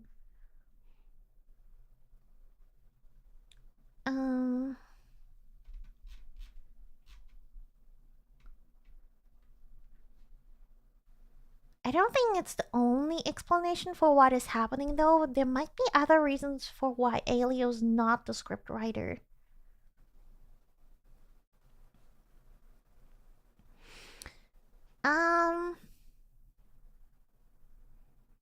I mean, they intentionally leave out things so we can throw in some theories, and they love us to do that, to create our own theories, and then at some point everything comes out and we're like, oh, I was right. That's the best moment, right?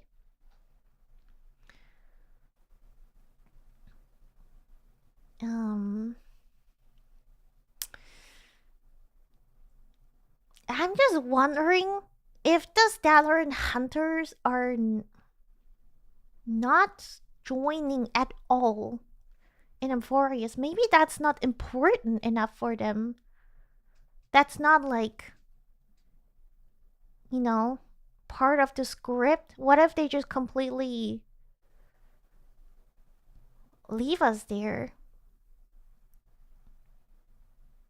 Does that make sense?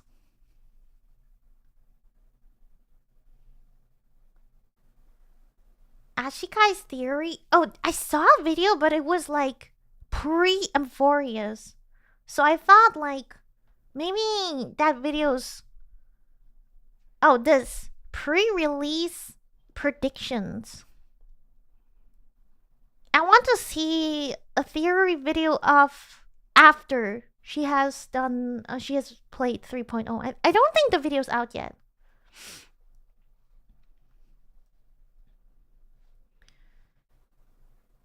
Doesn't he get mentioned early when the hunters are there? The Stellar Hunters? Are there? Where were they? They were in the memories, but they were not in Amphoreus. Hello, Lemmy. Welcome. How are you? Imagine it is a simulation, and at some point we are forced out of it when we hear a hi. Welcome us to reality.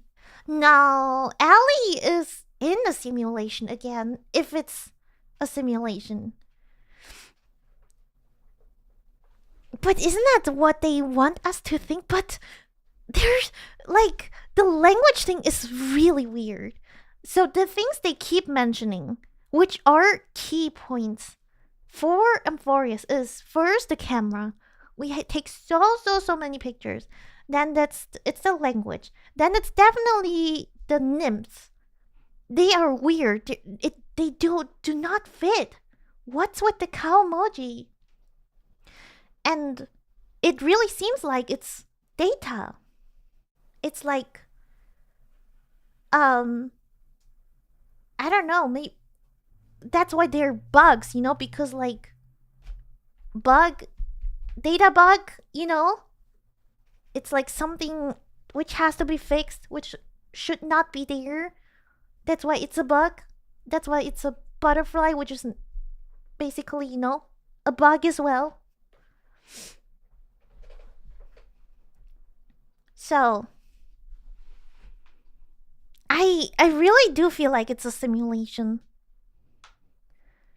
And for people who know Honkai, they will see the parallels, but for people who don't know about Honkai and the simulated world there with the flame chasers, they would just explore it by themselves, you know? But for us, it's cool to see that. I thought it was really interesting what they said about the Genshin thing. So, beyond the sky, wouldn't that mean that Genshin is also just a simulated world? And with the gods too, and it's just like a game, and then there's like a world outside of it? Oh gosh. Oh gosh. The fake ending when we leave Black Swan just disappears? Yeah. Butterflies are also related to luck, chance, and probability. Is that so? I didn't know that. All games are part of a giant game simulation? But like, no, I mean, Amphoreus looks more like a game. Outside is more of a the reality. And the 13th Titan, guys, we know where this one is going. 100%. 100%. Yeah, but the language barrier is so interesting. I like this video. I like the theories. What did I say in the comments?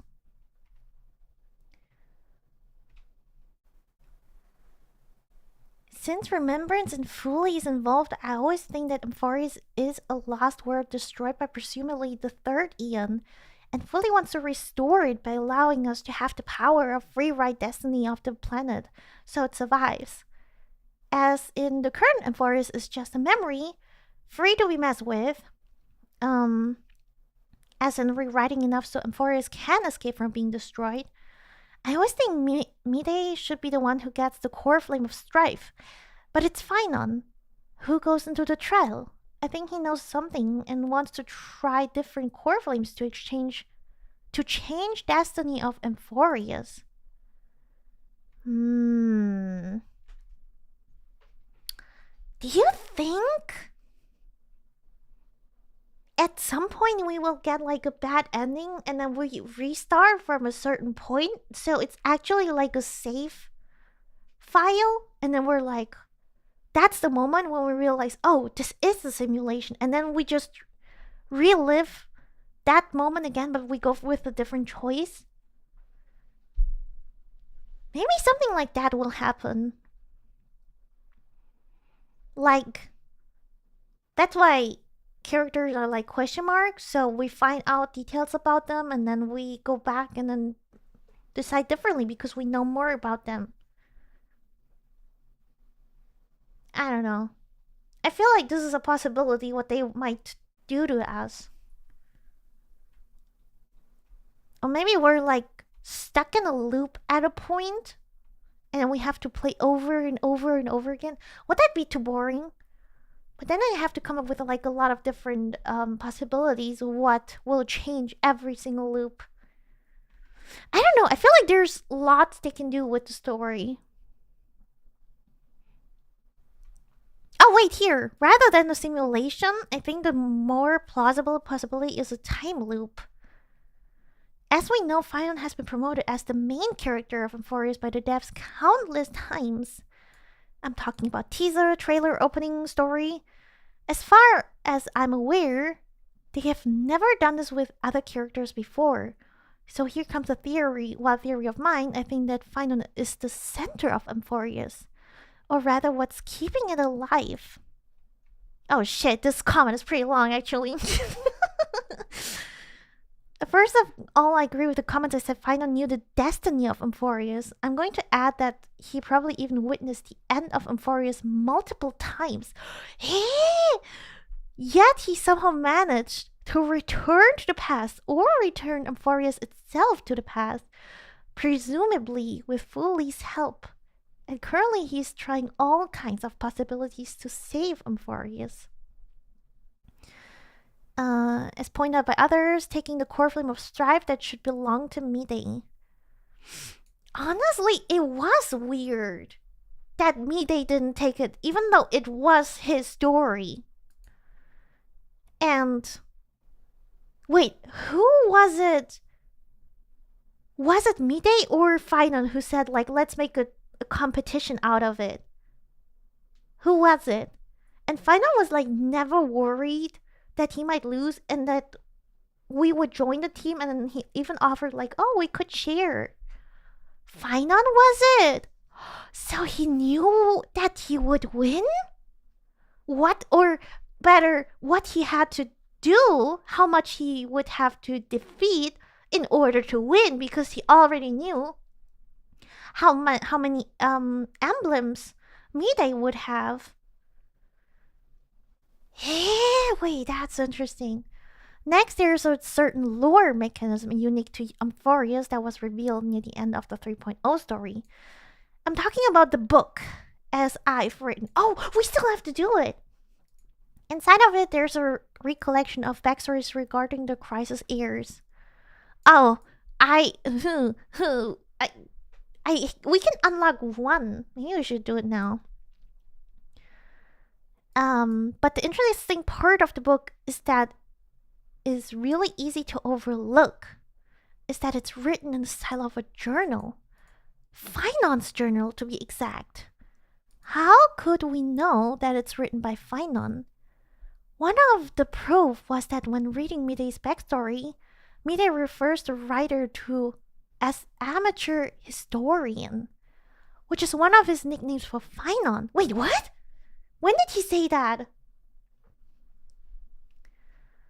The title itself, as I've written, is a past tense, implying that the writer had already met the Crisis heirs before. Wait! It was also Finon who stopped Aglaia, basically. He was like, oh no, I trust him. Right? Wasn't that weird too? I mean, I thought the whole time that Finon was sus because he was too nice. But now it makes sense. He has all that knowledge, so he knows exactly who we are. We can be trusted. He wants to influence our decisions.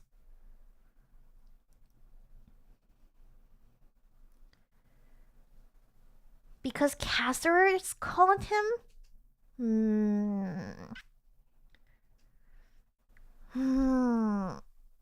But what if he planned that ahead too? What if he talked to casters before and was like, oh, I trust them, I have a good feeling about them, I spend time with them, and yeah, I'll be busy, but if there's anything, if you need me, message me. You know, if he said something like that.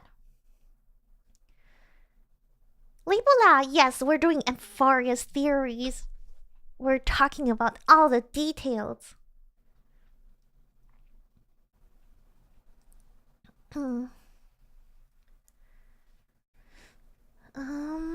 What else? What else are you guys seeing? Do we need some music? Maybe.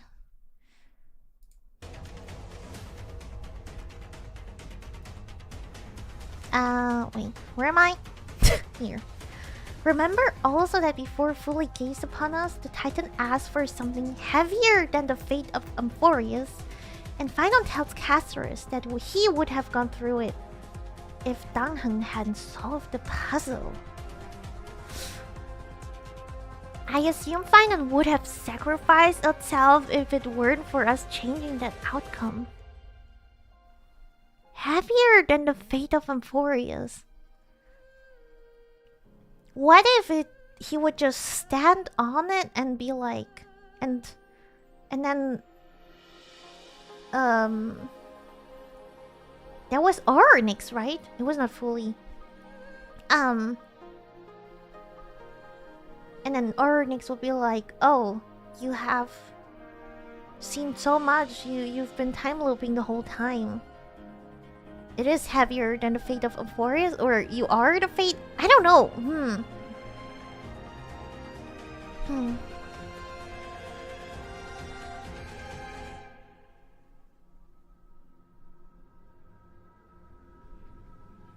Finon is a god in his own way, probably knows everything and relives all the possible timelines.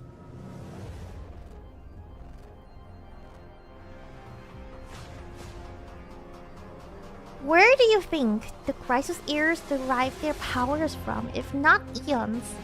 Like, obviously there are titans, but that's so far unconfirmed deity type. So our theory right now, after watching this video, is that everything is a simulation. It's like a game, and they're basically not real. It's all data.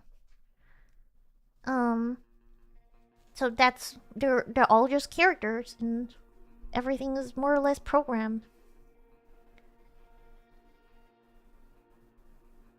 And we're talking about Finon being stuck in a time loop, that he knows more than we think, and is trying to lead us to a way to save Amphoreus, basically. I really like the simulation. I like it too. It sounds pretty accurate with all the data stuff. What about March? We're getting there. We're getting to March. Okay, wait. Let me finish this comment first. Blah blah blah blah. Okay, this. I'm not sure if the current Finon has the memory of future Finon, but I think he has partial recollection of the future, and will slowly gain back his memories as the story progresses, depicted by the journal. Okay. Honestly, I would say that he has all the memory because he is kinda leading us and preventing a bad ending, right? Lastly, it's not impossible that future Finon is actually the one behind the prophecy to gather the god's core flame. Finon noted down characters with potential in his journal, and indirectly gathers those people to inherit the core flames. Though the flaw with all of these theories I wrote is that I still don't know what is the role of Muse and the mysterious third Eon in Amphoreus' destiny. I like the thought that actually the prophecy is coming from Finon. It gives me like Harry Potter vibes. You know that moment in Harry Potter? They use like the time skip thing, and Harry actually summons the what is it called? Oh god, what is it called again? The deer shit to save himself around the sea from the mentor. So Patronum, thank you so much. What's wrong with me? I just watched it recently again. Why am I so bad with names? But yeah, that Finon started that in order to save Amphoreus. About the 13th god, there are 12 in Greek-Roman pantheon. Hades, death, isn't on it, but instead Hestia, home for Greece, and later replaced by Dionysus, one madness during Roman time. Interesting.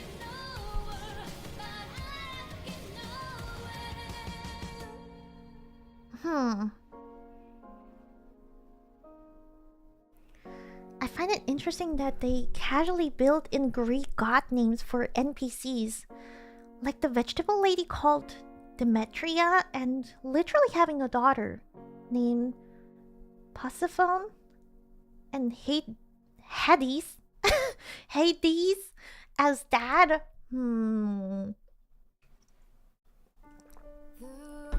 That's interesting. Okay, that's about the simulation. You guys were talking about March? Okay, let's hear it. Let's see how March may be connected to the Titans, Flame Chasers, and Amphoreus. Let's check out this one. This video is pretty long. Alright, enough games. What is going on with March 7th? Okay. We show up to Amphoreus, and all of a sudden she's sick and reverting back to her crystal state, the same way we found her, floating in a giant crystal with no memories of her past. But why? What is her connection to Amphoreus, the Remembrance, or the Titans? Is this her home world? And if it is, why is she reacting this way? Can you believe I'm naive enough to think that we'd get at least a little bit of information on March 7th? But no, we're left with even more questions than we had going in, but that's okay, because it leaves for quite a few interesting theories. Something I thought was very interesting, and I didn't even catch this when I first played through, but somebody brought it up in the comments on my last video. The Titan of Time, when we seek their help, only starts referring to us as Mother, as soon as we pull March 7th's camera out to take a picture. That is incredibly interesting. For so many reasons I can't even explain them all. We don't even know what the Titans are. Are they emanators? Are they eons? Are they simply something we just haven't experienced before? Because according to Black Swan, they're not exactly any of those things. But they obviously have tremendous power over different concepts like time, ocean, sky, law, death, strife. And at the time I thought they were talking about the Trailblazer as Mother. But looking back at it now, I guess if they were referring to us as Mother, they would have done it already throughout the trial to get to that point. And the Titan of Time was talking and Castrice was interpreting it for us the whole time. So why was it only when we pulled out the camera? And if it's referring to March 7th, what does that mean? Now we're gonna explore a few different theories in this video, but the reason why I think she's reverting back to her crystallized state, obviously Amphoreus is probably in a giant time loop. We're gonna explore a lot of that in this video, but I think her being encased in crystal has something to do with protecting her from that time loop shenanigans, because Amphoreus is a giant infinity sign. But let's start with the first theory in this video, and one of the longest running theories on this channel, in regards to March 7th. In short, Memo Keepers abandon their mortal bodies and collect memories for the Remembrance. Why would Memo Keepers do this if the Eon itself didn't do this already? A giant humanoid crystal figure is the Eon of Remembrance fully, but wouldn't this Eon have abandoned its body too, encased in a layer of crystal? An empty husk of what it once was. I don't think the Eon would abandon its mortal body and just discard it. Preserving it makes the most sense, just like the memories they store. So in a way, March 7th's old consciousness and who she used to be would ascend into Eonhood, and March 7th herself, the body left over, would more or less be a clean-slated new person altogether. And maybe this is the result of March 7th being in close proximity of her old self, the Eon version of herself. That is crazy. Wait. No, I don't believe that she is the form of the Eon. At least March gets to keep. Fuyumi to laugh, Fuyumi to Love laugh. Thank you so much for the 3 months. Thank you for the prime. Thank you. Thank you for the feather. How are you? That is a crazy theory. We're talking about Amphoreus theories. If you have your own, feel free to share. How are you? In later writing, 13 gods are worshipped because they can put Zeus at the head of the seat and show some respect to Hades, and make Dionysus as the bad guy who replaces pretend other god. Hey, are we getting? Do I have to get into like Roman and the Greek gods and analyze them too? And that's a lot, guys. Back to her crystal state. Maybe this is just what happens when her old body comes in contact with her old essence, the Eon. There's a lot of little details. I already made a video all about it. If you want to explore that avenue, I mean, it is kind of sus that explain it's the whole like mother. If this Eon is particular responsible for ice the creation crystals of the Titans, And if March 7th ascended into Eonhood to become fully, they would recognize her camera and who she used to be. It seems pretty obvious as well that this little creature, Mem, think I'm saying that right, kind of resembles March 7th. Perhaps March 7th's body, memories, and spirit were all split for a specific reason, and maybe that reason has to do with the conflict and the issues going on in Amphoreus with the 3 Eons. Obviously, unlike anywhere we've been before, Amphoreus isn't a physical planet we go to. It's an infinity symbol. And I have no doubt in my mind, again, we've talked about this a lot too, inspired from the 13 Flame Chasers of Honkai Impact, whose story is told through assimilation. A memory, if you will. Amphoreus could be just a giant time-looped memory story playing out. Humanity versus the gods, the Titans. An epic story of its flame chasers, how they become demigods. And the story just... I mean, it totally makes sense because we could never reach the spot without Black Swan. She literally has the memories of the place and she can get us there, right? So this is not a real place, which makes it logical that it's such a big taboo to talk about the outside world, because that would break kind of the simulation, you know what I mean? It doesn't fit in the whole memories thing. Is Black Swan related to Amphoreus? Probably with Fully something. Remembrance and so on.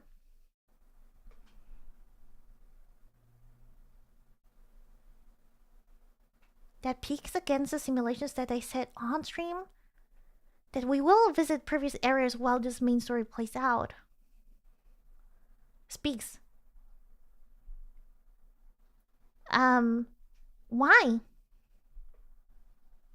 I mean, isn't that supporting it more? It's like, oh, wait a second, we can literally pause this thing and go somewhere else. We can leave anytime because it is a simulation. It's like, yeah, we can save and then go somewhere else and come back and then keep playing, you know?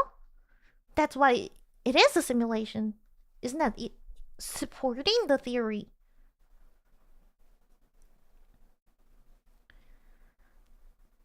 Unrelated, but I think the bath areas in Okima are so relaxing and pretty. I totally agree. I would love to go there. I thought the common theory was Mem, the Alicia altar, but March is interesting as well because the March Memo Keeper story. Yeah. And if you really compare it, March and Mem's color are like exactly the same. I don't get any of the water fun. I know, Libola, I'm the same. My PC keeps dying when I stream. Like, whenever I don't stream, I can play on higher quality, but if I stream, Amphoreus just dies for me. I can't enjoy the water, man. Repeats in a time loop. Amphoreus literally being a place trapped in a specific turn of events, in a never-ending cycle, a never-ending time loop in memory, inspired from the Elysian realm. But was this the Remembrance's doing? And in turn, March 7th? It's hard to say for sure, but it's definitely a possibility. Either that or I'm leaning towards March 7th being a very powerful emanator of the Remembrance. But something happened to her, and she forgot everything about herself. We know that 2 Eons are Remembrance and Erudition.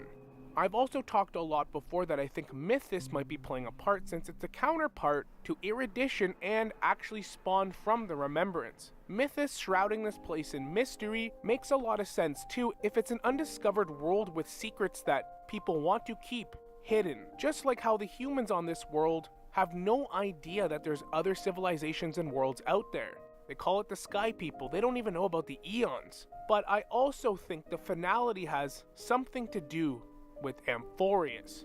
The whole concept of playing in the game, reversing time, jumping back between the present and the past, but also able to change events that happened in the past and actually live through it. And then there's the variant of Kevin Kazlana, Finon.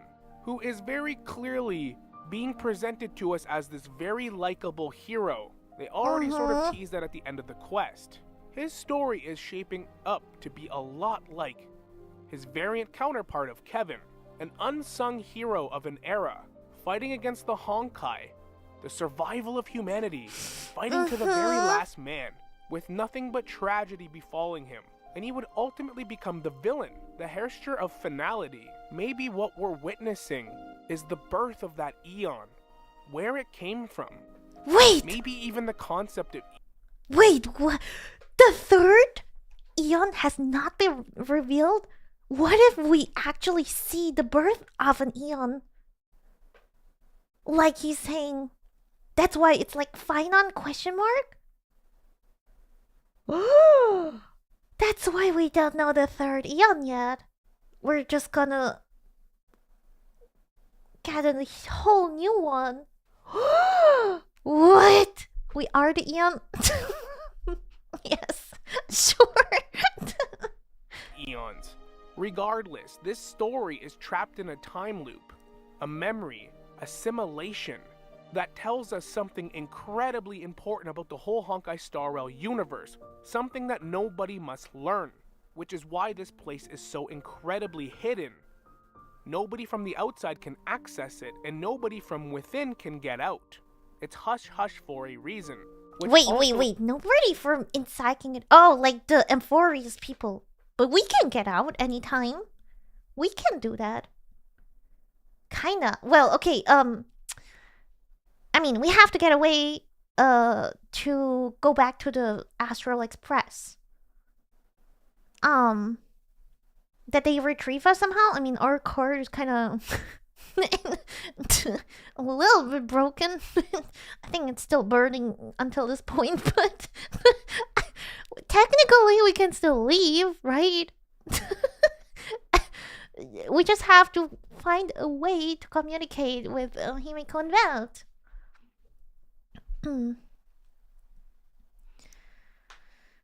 This thing that's actually is interesting is that they use the less popular time travel theory of the past affecting the future.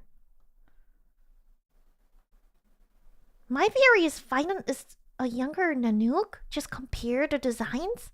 Wait, what? I have to check it out. Finon will be the destruction of Amphoreus? But he wants to rescue Amphoreus in the first place, right? Or is he leading us on the bad way? Okay. Oh man, there are so many theories. There are so many. He's the good guy, or he's like has like good purposes, at the beginning, and then he turns completely around and then gets mad, and at maybe some point he'll become an Eon, maybe a good Eon, a bad Eon. I don't know. You know, I don't think you can even tell them apart. I don't think there's like good or bad Eons really. It's just what they believe in, right? They become that.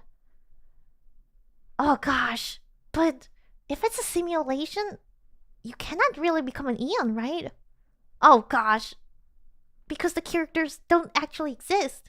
They're just simulations, but so they cannot become an Eon, guys, right? This is crazy. I think you can become as a simulated character? Huh? Really? I mean, we don't really know the rules, right? Technically, if you have a strong path, a path you believe in, you follow. Oh, that's crazy. Oh my god.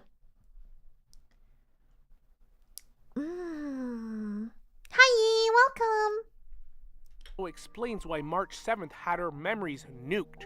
So that's one possible theory as to who March 7th is. But there's something else. At the very end of the quest, we got two little Easter eggs. One, at the very end, was March 7th being recased in ice due to her affliction of being close proximity of this world, clearly. But we also get a younger version of Finon talking to Who, his childhood friend. If you're familiar with the Flame Chasers, you know of a Flame Chaser that's very significant. Alicia, A pink-haired character that wields a bow and ice powers. And who was she? Oh yeah, the hairster of Origin. Origin. And what do they call her? Mother? The Titan even sang, "Is that you, Mother? Mother encountered you. She misses you. Follow me, please follow me, I see you. She also misses you. We want to see everything about you." And we immediately gain the gaze of Fully and encounter this creature that gives us the power of remembrance. Alicia was the co-leader of the 13 Flame Chasers along with Kevin, so she ranked second. And clearly, this little cutscene is a younger version of these two as variants, the Honkai Star Rail version. And in all instances where we have seen this pink-haired girl, that is very likely the counterpart to Alicia. We don't get to see all of her eyes, just a little bit, because I think if we did, it might reveal that maybe this is March 7th. But something happened, where they had to take her and remove her from this story, this memory, this time loop. The world that is or was Amphoreus had to remove her from the equation. So they encased her in ice and took away her past and memories, but now that she's in close proximity, something is happening. Maybe March 7th, being reintroduced to Amphoreus, can cause the time loop to break, the memory, and then something bad happened. Perhaps this version of Kevin, Finon, collects all the Titan cores and becomes an Eon himself. Or maybe something much worse. There's a lot of concepts of finality, the end times. The black tide in the abyss that looks a lot like the abyss from Genshin Impact come to consume everything. Humans versus the gods. I mean, they talk the a little inevitable demise about and humans abyss fight too. against it. Would this version of Kevin go to such great lengths to save humanity in his world that he could become the villain that he's trying to defeat? Definitely. This is only reinforced by Mighty, who is worried about Finon going to collect the core. This story quest really tried to make Finon a really likable, relatable hero type. But there's more to him. He's driven by revenge. He has guilt that he might not live up to the expectations. Something is going to go terribly wrong with him. I have no doubt in my mind. I don't think this version of Kevin is going to be a one-for-one copy of Honkai Impact's with the exact same story. I just think it would be an interesting dynamic though, if March 7th was his version of Alicia, but something happened causing her to be removed from Amphoreus. And it would seem that the higher powers here are really trying to prevent whatever's going to happen, which is why I believe that Mythos could be the third Eon in this equation, but also the finality could play a part. And March 7th being Honkai Star Rail's Alicia, the hairster of Origin, goes along with Kevin's hairster of Finality, the number 1 and 2 Flame Chasers. But in this game, in this version of the Flame Chasers, they were split up.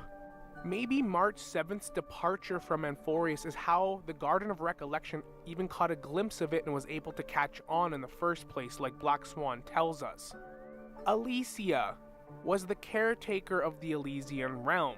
The Elysian Realm simulated versions of the Flame Chasers and their epic story from over 10,000 years ago in an old era. Yeah, that's how long Kevin and maybe now Finon have been fighting fate, the abyss, the black tide, the Honkai, whatever, fighting for humanity's survival. But Alicia was the caretaker of that simulation and their story in current era. Amphoreus is a giant infinity sign, a time loop, a memory, a tale trapped in an endless cycle. Maybe March 7th is something similar. In the Elysian Realm 2 and Honkai Impact, it's under attack. This could be something very similar. I think March 7th's association with this world is what allows the Titans to look at us from a second view. Why we were able to gain the Remembrance's power in the first place. Why we're able to do time manipulation, thanks to the Titan of Time. And the Trailblazer knowing March 7th and having her camera has allowed us to impact Amphoreus in a unique way. March 7th's picture going around now. A Titan recognizing her camera. March turning back into crystal form. I have no doubt in my mind that our association with March 7th is what allows us to use Titan powers of time, and allowed us to gain Fully's gaze of remembrance and using that power, now having a companion of remembrance, by our side. Regardless, we have only scratched the surface of Amphoreus. This place is crazy.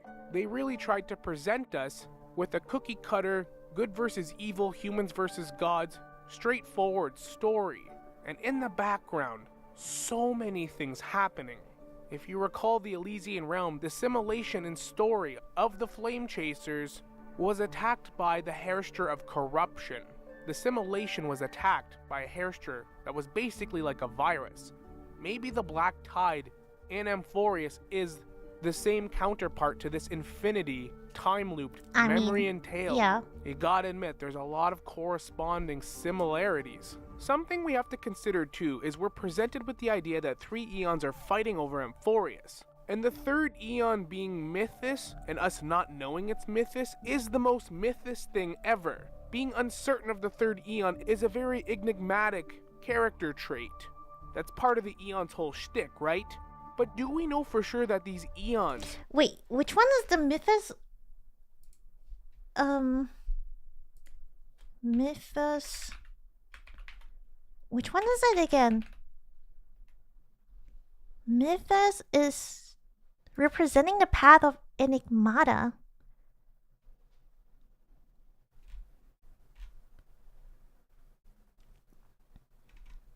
Mythos strives to challenge the certainty of news, the erudition, regardless of the consequences. They conjured the fog of thought and the rain of sensation to reveal to the mortals and the inexplicable truth through the 4-agent morph, screen, riddle, and mirage. Mythos resembles a broken and torn jellyfish, akin to a deliberately destroyed version of the cognitive center of the human brain.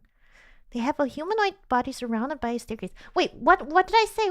Do I want to check out again? What do you say looks similar to Finon?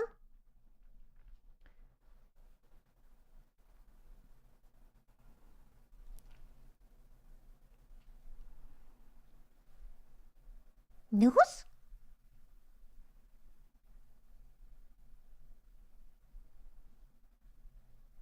Wait, who said it again? Wait, was it news? I thought it was some other eon. Somebody said an eon resembles Finon. Frick. Where is the comment?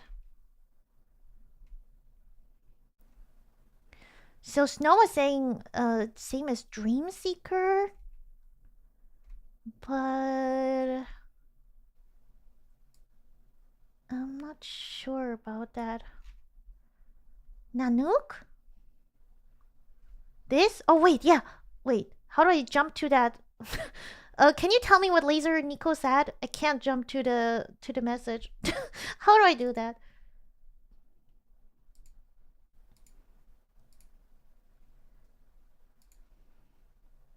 Wait, what is going on?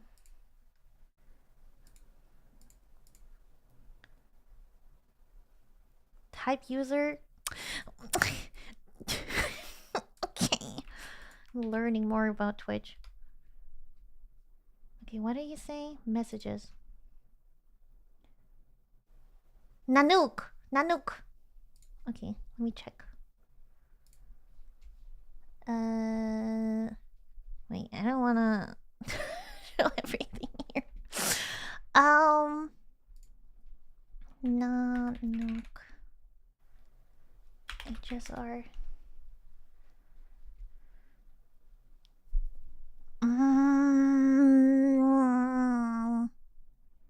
I don't know about that. He resembles more Blade than Finon. In my opinion.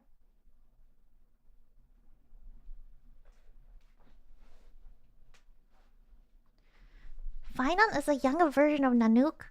In the Amphoreus trailer of the 2.0 update, we saw him splash golden water onto his chest and he gained scars at the same locations where Nanook is missing his body. 3.0, right?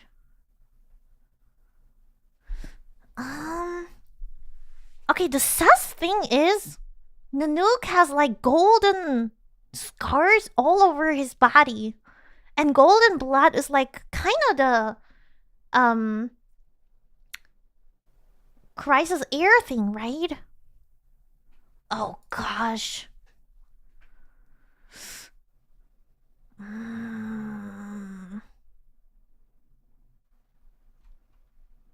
Distraction? I mean, that would kind of fit again, Phenom.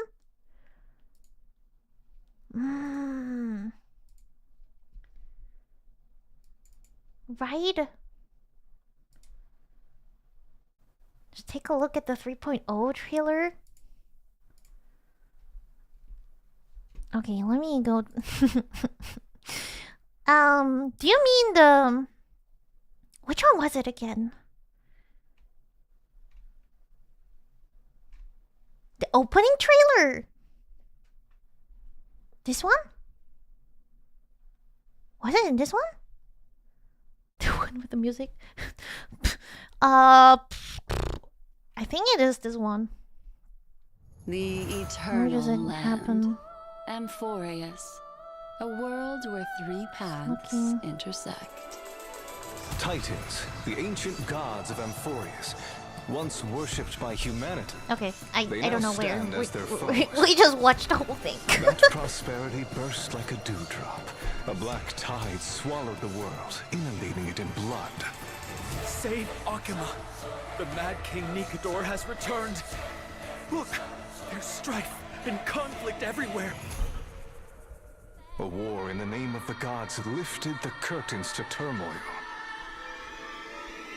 There are mortals who fight against fate, even in this hopelessly bleak era. Even gods can bleed! You and I will eventually step off the stage. For if death Where is that cannot part? be avoided, I wish it could contain beauty more. The one where we heard the song? Oh! Oh wait, then it's not this one. This is just a preview of the song? No, wait. Which one was it?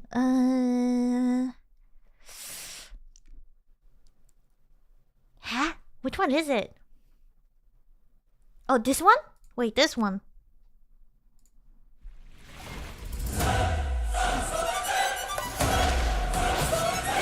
This? Wait, he has the scar.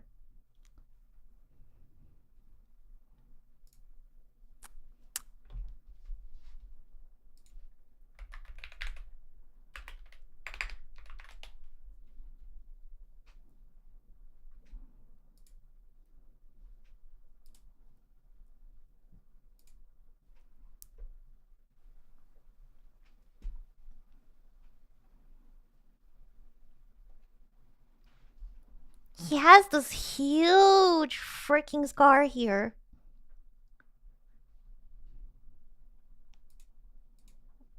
Where am I?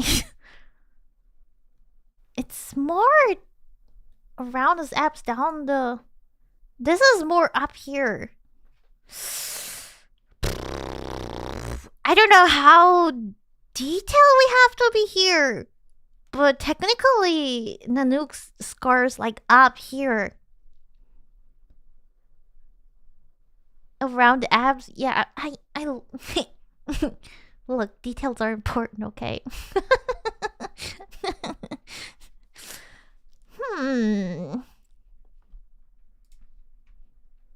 Wait, what? What?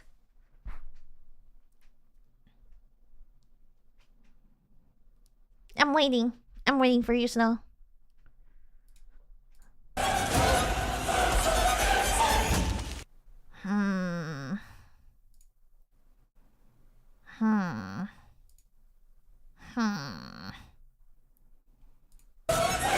I mean, wait, he splashes it on his body and then the scars pop up.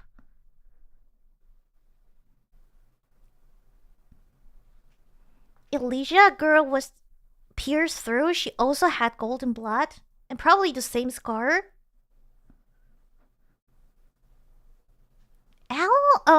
I mean, Cyrene? But she cannot be Nanook. That's out of the question. Without the long hair, Nanook looks like Finon? Wait, really?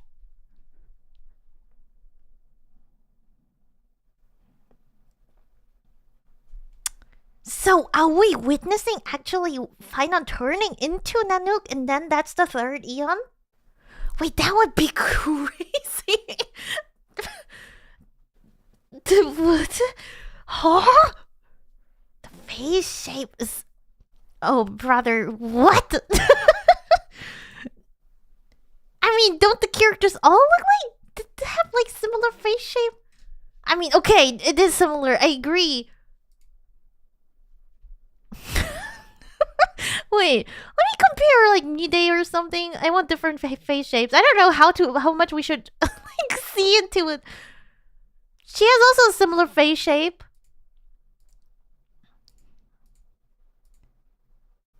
She also has... They all have, like, more or less the same face shape, guys. Where's Mide? Mighty. Where in the heck is he?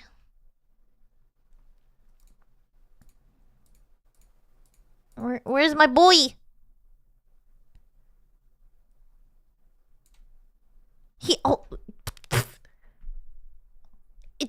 Brother, it's similar. They all have like the same face shape. I don't think we should care too much about the face shape. These are just anime characters, okay?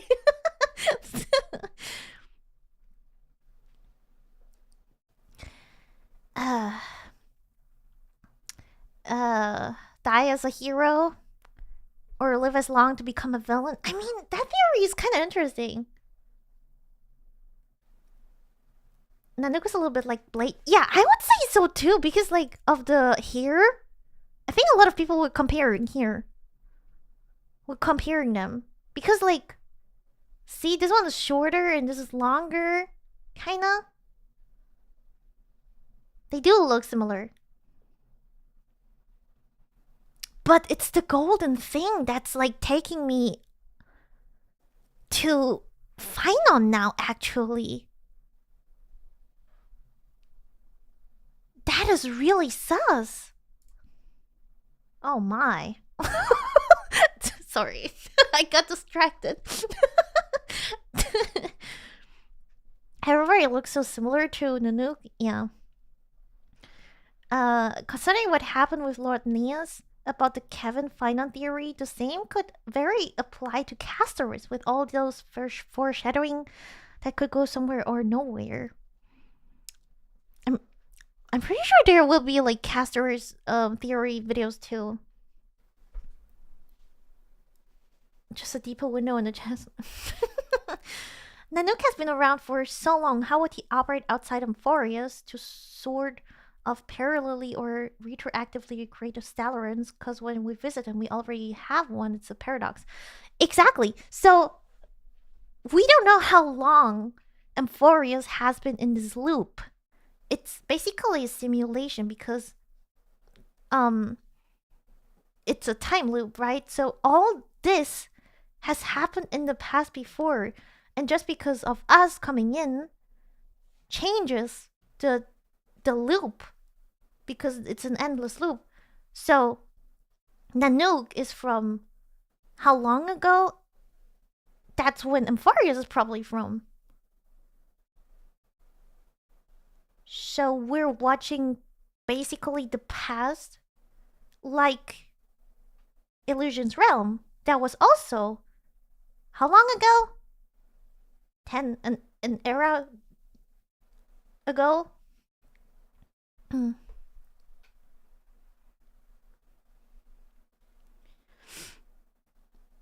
And I mean, that's the time thing. It happened in the past, so it's basically not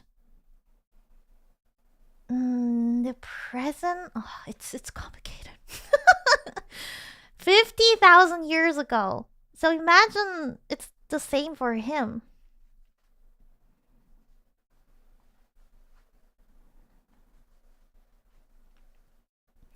I would put the final Nanook story as a Saber phase issue that the Fate Game series suffers. Oh. So it's like the same phase, but it doesn't. I mean, isn't that Honkai kind of too? Same phase, but they're not the same person.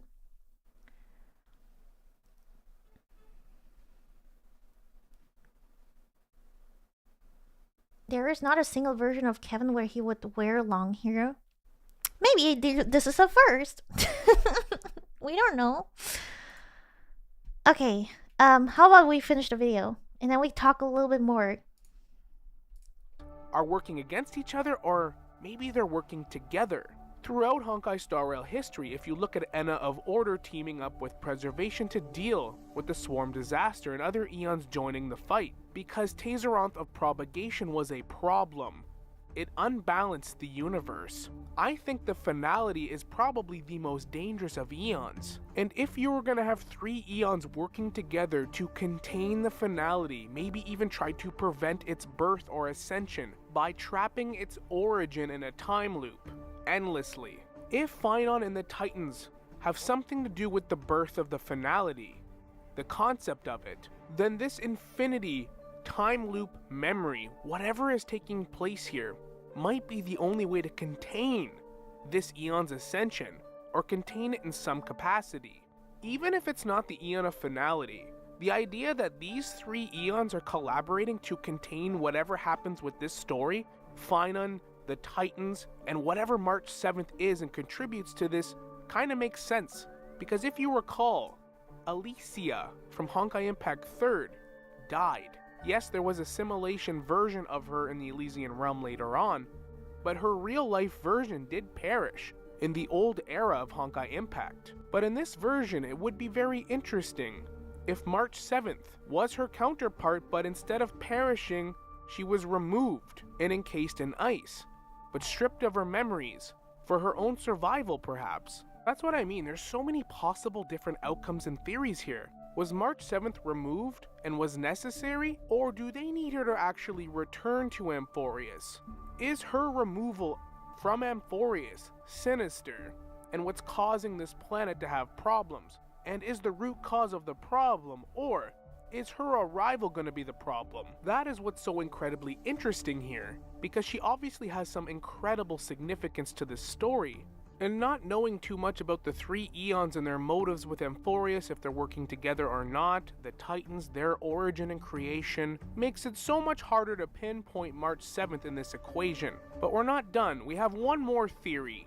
Also, I have seen a lot too that people believe that March 7th is actually the Eon of Beauty, Adrilla, and that might actually be the 3rd Eon in this equation, and that Adrilla was sealed away because Remembrance and Beauty were starting to overlap with their paths, kind of like Harmony and Order. Only Remembrance didn't want to absorb it, or eradicate the Eon, which actually makes sense because Remembrance wants to record everything, in case the inevitable demise of the universe. Which again, just makes sense why finality plays a part here, because the finality is actually what the Remembrance is trying to save memories when that happens. But if Remembrance was going to absorb Beauty, encasing it in ice or condensed crystal makes a ton of sense to preserve it, like all the memories. And condensed crystal is something very much associated with the Remembrance. There's also that dude that tricked us into taking a picture and looked at all of March 7th's photos, looked at all of her selfies, and started spreading it around in Amphoreus' internet, and the people started calling her Rosy Celestial Maiden, something the Eon of Beauty is associated with, roses. That's just another possibility though, since that Eon is very vague and we don't actually know what happened to it. Is it dead?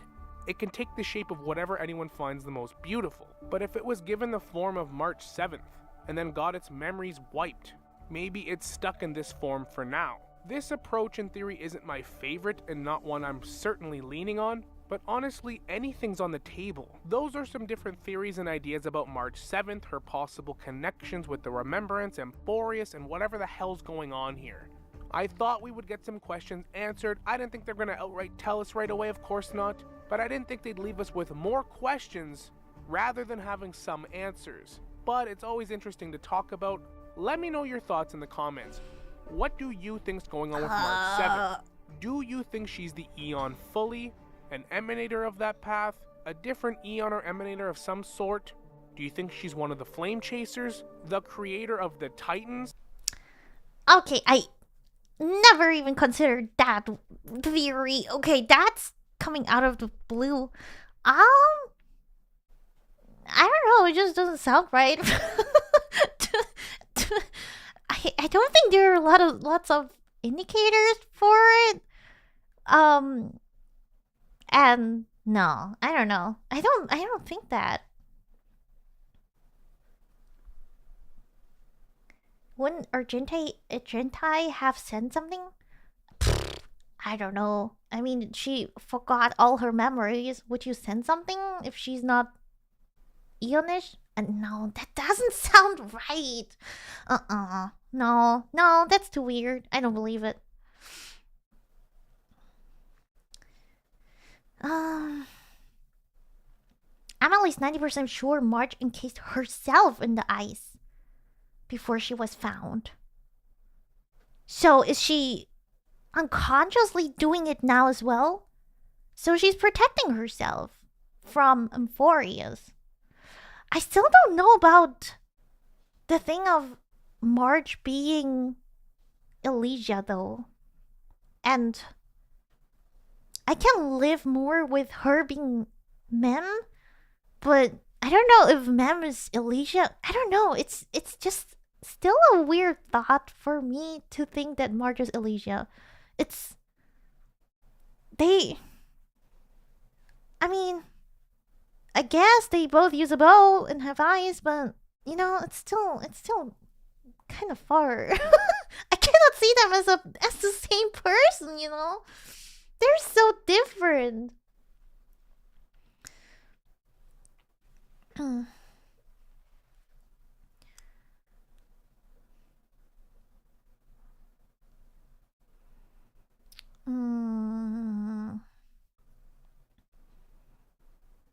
Mem is definitely related to Ellie. I mean, I can kind of see that too. I don't know if Marge is related to them though.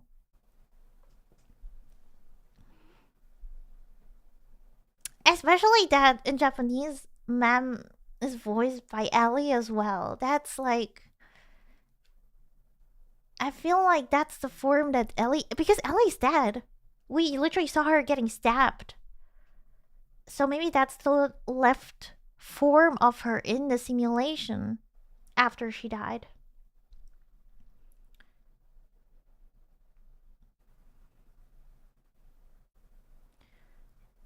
It would be so sad for March. Elysia will devour the entire character for a lot of people. Yeah. I don't think they would do it to March. I think March is unrelated to Ellie. She is definitely related to Amphoreus. Somehow to Fuli.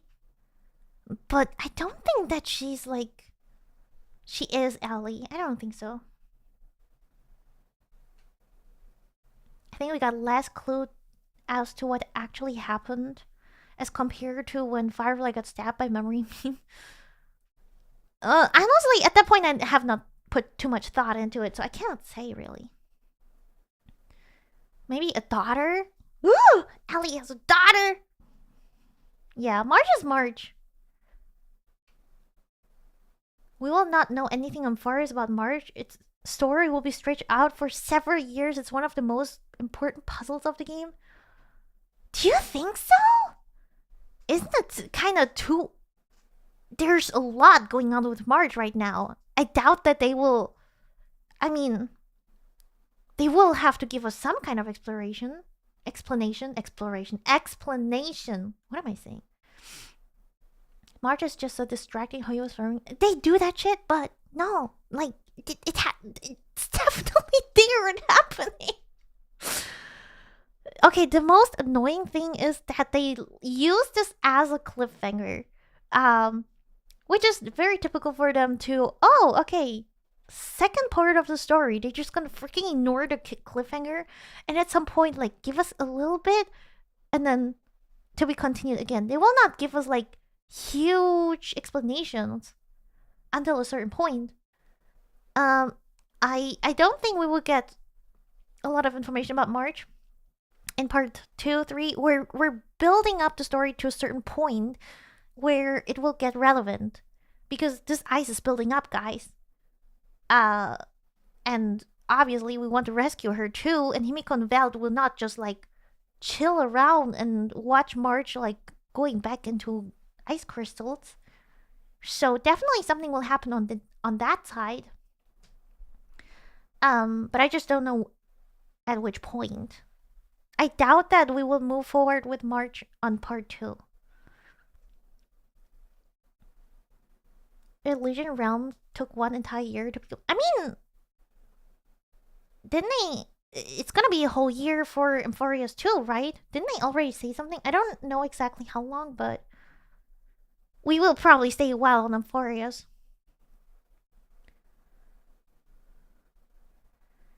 March camera, maybe, just maybe. So you're saying it is related to Ellie? 7 to 8 patches. You can still see March frozen? What do you mean? In the game?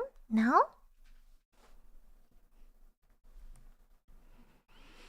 If the meme about March being Alicia's daughter all those years holds some water... Wait, I can go into March's room and see her? They like that. I didn't check, actually.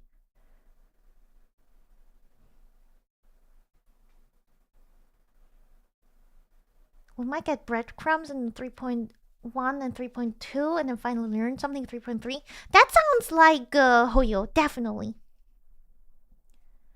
Wait, I have not seen it. Where's my game audio?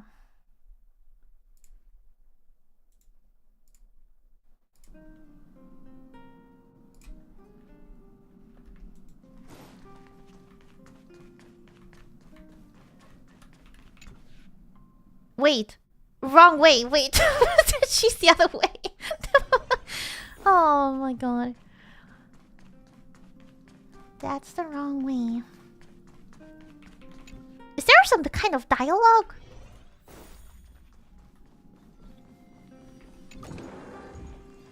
Holy shit.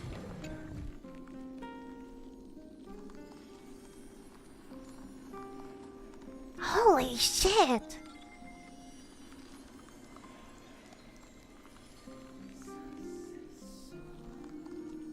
Okay, I did not see this. This is crazy.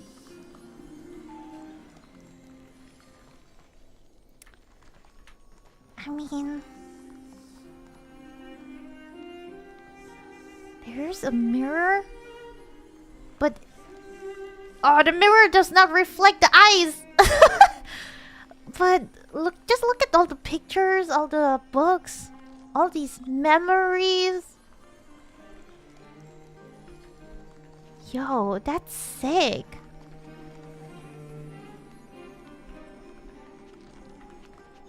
I'm glad you told me.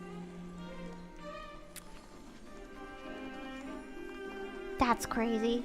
She's just lying here for 3 patches or what?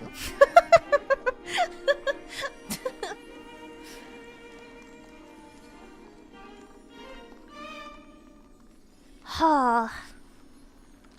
Yeah, I really can't say much about March. I feel like I'm more certain about Finon than March. We'll kind of see where they're leading us, but at the end we still know nothing about her. She's gonna have a back edge when she wakes up. Stuck in that position. I doubt she will remember anything. And she would just like stretch and I'm fine. Alright, let me quickly, before we watch more videos, go to the waterfall. And then we have 2 more videos, I believe. Yeah. I wonder, are there other more?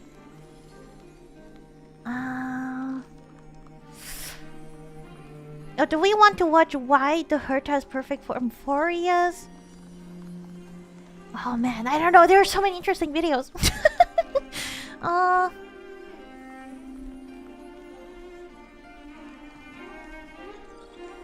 Okay, let me go first. I'll be back. I'll be back.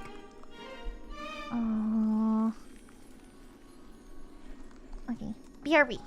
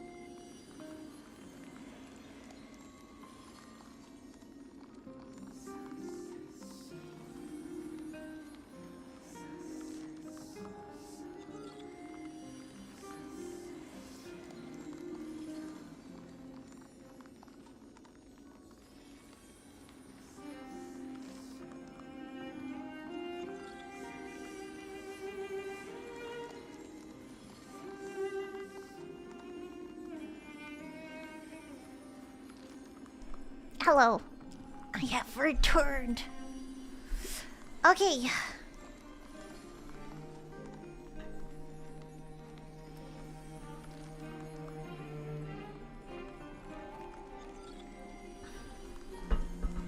Go on to 1? What do you mean by that? Okay. Turn off the game audio. We're going back to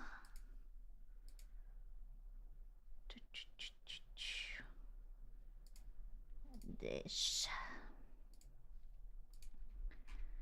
Okay.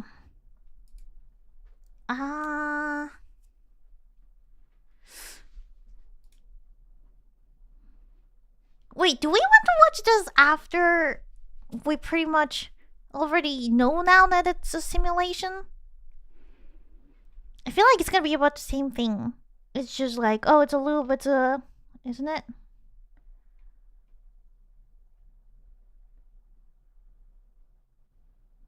Or should we watch it? It's 9 minutes. Okay, let's watch the rendition first. It's a lore theory crafter's heaven. There's titans to talk about, the Chrysos heirs, the 3 paths fighting over the place, and many new characters. As I explored the new setting and progressed through the 3.0 story, something about this place kinda bothered me. Amphoreus, despite being unknown and cut off from the outside world, seemed to have a lot in common with the rest of the universe. So much so that I started to think that maybe Amphoreus might be sort of a replica of the wider universe. Sounds dumb, right? But what if this place was created to be a mirror copy of the universe for the purposes of a grand experiment? One that actually involves a certain eon. That's what I want to share with you in this video. a rather convoluted theory about how Amphoreus might be nothing more than a scaled down and experimental model of the Honkai Star Rail universe itself. Before we get into that, if you want to see more Honkai Star Rail content, do consider subscribing to the channel. I'm sure that by the time this video is out, most of you will likely still be going through the 3.0 Trailblaze story. So just as a warning, this video will contain massive spoilers for the main story, so I suggest you play through that first if you haven't already. For the purposes of this video, you kinda need to know some of the details of the story, so I'll be jumping into the theory assuming you already know what happens in Amphoreus. I initially planned to have a quick recap, but this video just got longer and longer, so I'm gonna just drop that part. The idea that I'm suggesting in this video goes something like this. Amphoreus is actually either an artificial place or a location used by an Eon as part of their experimental model to figure out the best way for the universe to avoid finality and destruction. Yes, it sounds incredibly convoluted and stupid, but just hear me out. I think there are quite a few things that point to this idea, and it even somewhat ties the two paths mentioned to be related to this place together. So just bear with me as I go through the reasoning behind this idea. As we play through the story, we learn more about Amphoreus, their history, culture, and the current predicament the world is experiencing. One thing that becomes immediately apparent is that any topic about things beyond the sky of Amphoreus is treated as an extreme taboo. The inhabitants of the city of Okema, for example, are pretty much forbidden from talking or discussing it. Those who mention this topic are taken directly to Aglaya for interrogation, and the one time the people from another city tried to fly out into space, the Sky Titan literally destroyed their entire city. However, despite being cut off from the larger universe, even to the point of not knowing about Eons, the world of Amphoreus has a staggering number of similarities with the rest of the universe. They have similar technology like phones and cameras, speak a similar language to the common language the rest of the universe uses, and even have a way of enabling trade despite differences in currencies. The Titans, the god of Amphoreus, also have domains similar to existing Eons, like the Titan of Reason, the Titan of Trickery, and even the Titan of Romance and Beauty. They even have concepts similar to the paths and how one can resonate with them. The priests of Amphoreus, through training, can resonate with the powers of a Titan and call upon this power to conduct miracles, similar to how Path Riders can call upon the power of a path by resonating with them. Even the Chrysos heirs, especially those that have absorbed a core flame, can exert even more power and are literal demigods, kind of like the Emanators. The Titans themselves also act in accordance to their core flames or domains, with Nikador adhering to strife throughout most of its godly life, much like how the Eons follow the paths and their Prima Mobile. To add to that, one of the reasons why those in Amphoreus aren't allowed to leave is that their fate is said to power the Titans themselves, kind of like how certain emotions and actions are used to fuel the paths that in turn fuel the Eons. Suffice to say, despite their supposed disconnection from the rest of the universe, Amphoreus seems pretty similar to it.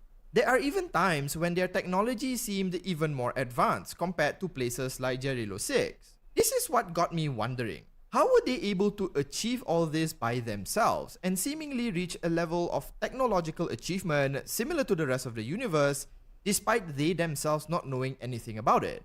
Now, there are a couple of possibilities here. It could be that in the past, Amphoreus was visited by others who helped guide them down this technological path. Just because they don't want others to leave or learn of the world beyond the sky doesn't mean they haven't had visitors. Alternatively, maybe the Titans are the ones that guided them, though where the Titans learned of these things is yet another mystery. Or perhaps Amphoreus was just that advanced and achieved all this all on their own. All of these alternative ideas are equally likely, some of which I might even discuss in other videos, but in this one, I'm going to share one idea. An idea that for some reason kept coming back to me every time I reach a different milestone in the story. As I've warned you though, it's pretty dumb. So what if Amphoreus is just the setting of a giant experiment and is itself just a model or petri dish, if you like? It was created or adapted to be as close to the way the rest of the universe works so that you can test something before applying it to the rest of the universe. Kind of like how you test things on lab-grown mice before doing human trials. What I'm saying is that Amphoreus is kind of like a scaled-down model of the universe itself. That's why it has a similar language, similar technology, and even similar concepts like eons, emanators, and paths, just that they're called something else. Now, given everything I've brought up here, if we accept that Amphoreus is the setting of some grand experiment, it brings up a few other questions. What exactly is the experiment, and who might be the individuals behind it? Let's start first with the purpose of this experiment. A rather strong part of the Amphoreus culture, or rather that of the city of Okema, is the adherence to the prophecy. The prophecy mentions that in order to save the world from eventual destruction, the Chrysos heirs must defeat the Titans, retake their core flames, return them to the vortex of Genesis, and eventually kick off the miracle of Genesis. The miracle will then seemingly recreate the world, undo the damage done to it, and put an end to its eventual demise. If the Titans are meant to represent the eons, the Chrysos heirs represent the emanators, and Amphoreus is the universe, maybe this is an experiment to determine how one might circumvent finality or destruction. The question this experiment tries to answer is, would humanity be able to defeat their own gods, take their powers, and use that power to reset the world, or some version of that? If it works on Amphoreus, then perhaps it might work for the rest of the universe too. But then you might ask, well, is the universe even facing a similar calamity, and can it even be reset in the first place? Well, there's kinda hints of that already. The Remembrance is said to be stockpiling memories purely for the purpose of bringing them into the next universe, and finality is said to inevitably bring an end to the universe at some point. Terminus is even claimed to represent not only the end of the universe, but the birth of the next universe, and the Stellar Hunters mentioned that there is a version of the future where destruction or Nanook wins. So there are already hints that the universe is experiencing pretty much the same thing that Amphoreus is, yet another similarity by the way. That's basically the why. Now let's talk about the who, and I kinda hinted at this in the beginning. I think the person conducting this experiment isn't a person at all, but perhaps an eon. More specifically, it's the Eon of Erudition. We know that two paths are confirmed to be involved with Amphoreus, Remembrance and Erudition. We have seen Remembrance be involved with Amphoreus numerous times at this point. Black Swan is the reason the Nameless are there, Fuli has gazed upon the main character while they spoke to Oronix, and at the tail end of 3.0, Herta even caught a Memo Snatcher seemingly watching her in secret. It's revealed that the Memo Snatcher was actually after the memories of Nous themselves. But while Remembrance has been front and center throughout the story, where does Erudition fit into all of this? Well, it's the experiment. We know Nous is trying to circumvent finality as mentioned by Kakamon, which just happens to be oddly similar to what the Chrysos heirs are doing. Even Kakamon's own mission of ensuring the Circle of Knowledge doesn't expand might be actually related to this. I mean, maybe she is trying to ensure technology doesn't progress beyond what Amphoreus currently has so that it remains a perfect copy or model of the universe. On top of that, Herta mentions that she knows every planet Nous has gazed upon, but for some unknown reason, isn't aware of Amphoreus. When Herta checked with the simulated universe, the only thing she found is a line stating the Divine Amphoreus team will swap out the current crest emblem for one in King Baviro's likeness in the next season. Now, this could have a lot of different meanings, but for some reason, the first thought that came to me was it sounded like an update. The Divine Amphoreus team sounded like a project team, and swapping out something for the next season sounded like updating something in the next patch. Changing a variable in the next update or season to see how things might develop sounds kind of like how a model would work. So let me bring all this together so that it makes a little bit more sense. Amphoreus is an experiment created by Nous to figure out the perfect path fate should take for the universe to circumvent finality. Specifically, it's the model Kakamon refers to. The planet of Amphoreus, or whatever it is either a creation of Nous or a location adapted by them to conduct this experiment, and why it's self-contained and cut off from the rest of the universe. The implications of what happens in Amphoreus would likely have immense effect on the universe itself, and why Fu Li is interested. It's literally a significant historical event. This is why they sent so many agents to this place. Black Swan, the Memo Snatcher, and even gazed on the Trailblazer themselves. Black Swan herself mentions that the Nameless are basically the tool used to break through the glass protecting Amphoreus so that she may go in and take the proverbial treasure. This might also be why Herta doesn't recall this place, because Nous didn't gaze upon it, but rather created or used it as a model. Even the question Herta wanted to ask Nus might have ended up revealing all of this, given her query was about what divinity is, something likely ingrained in Amphoreus' lore. Maybe this is why she has faced interruption after interruption. Plus, just take a look at the dark tide we see in Amphoreus. Doesn't it look suspiciously like corrupted data? I mean, seriously, look at this thing. If Amphoreus was some kind of VR simulation, the black tide looks weirdly like some corrupted part of the simulation rather than some otherworldly miasma. Maybe the dark tide is even something Nus sent down to accelerate their experiment, since the people of Amphoreus were too comfortable or something. What I'm saying is that Amphoreus is a giant experiment or simulation created from the mind of Nus to figure out the best way to save the universe from finality, and Fu Li is interested in it because the implications its success has on the universe itself. I know this is a convoluted theory. It's all over the place and there are plenty of details we currently don't have answers for. But I wanted to share this idea with all of you as I found it largely interesting, and it was the idea that kept coming back to me as I progressed through the story. To summarize, it's just a random brain fart and you shouldn't take it too seriously. I'll be sharing more ideas moving forward, but I hope this would make a good start to our journey in Amphoreus. And with that, I'll end the video here. What do you... It is interesting what they say, but what about the third Eon? They have not talked about it at all. And clearly the third one is involved as well. And we don't know in which way and what they want out of it and everything. So I do agree that it's kind of a simulation. It's definitely not real.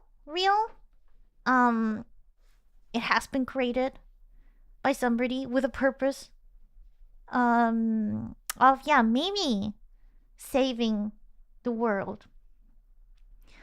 But I feel like it's lacking something. I'm still mostly convinced of the Finon theory that he's the hero, you know, and will turn out to be a mad villain, maybe. But is it too similar to Honkai? I don't know. I'm not sure if Hoyo wants to create that similar image because the characters are already the same already.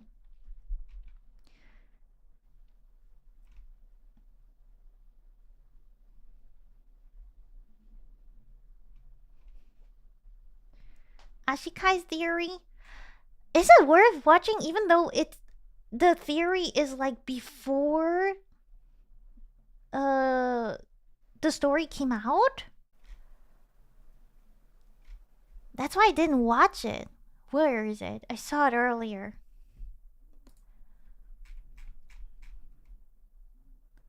Where is Ashikai? This one? Or is it a new video?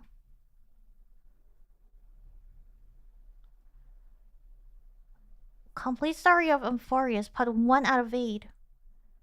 This is just a story refined. The secret level experimental lagoon. Wait, this is something else. Wait. that is Genshin. But this is 2.7. 2.7. Should we wait for a 3.0 video? Is it worth watching these?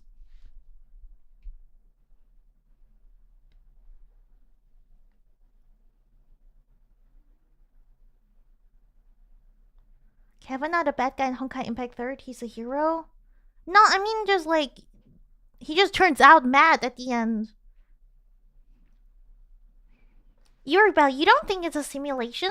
Or something similar. It doesn't have to be exactly a simulation, but you know.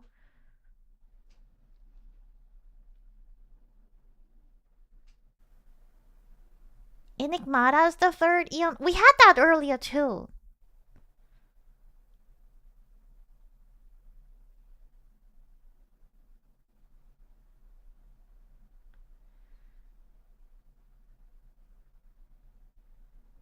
Wait, where did she say it though?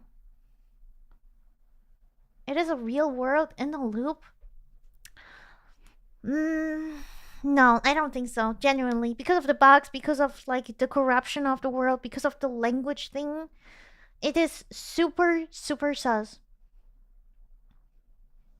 I think these are big hints that it is a simulation, kind of. Stellar runs are always the problem in all worlds we visit. I mean, probably a Stellar run is involved at some point.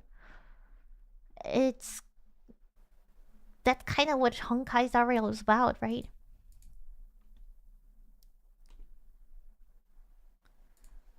In this one, pre-release.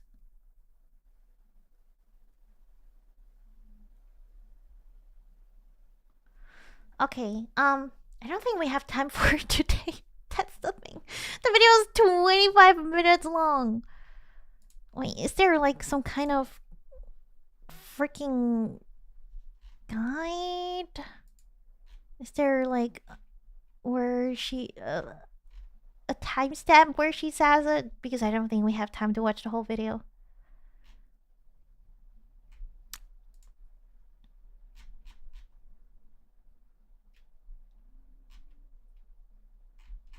God damn it, I feel like we should watch it. What if we watch it tomorrow? What if we watch it tomorrow? Okay, let's watch the Amphoreus doesn't exist. And we can check out the Ashikai video tomorrow. We're gonna do Aglaya's viewer polls tomorrow, and then we're going to watch this video, and then we can go into Honkai Impact. Maybe that's a smooth way to go from one game to another.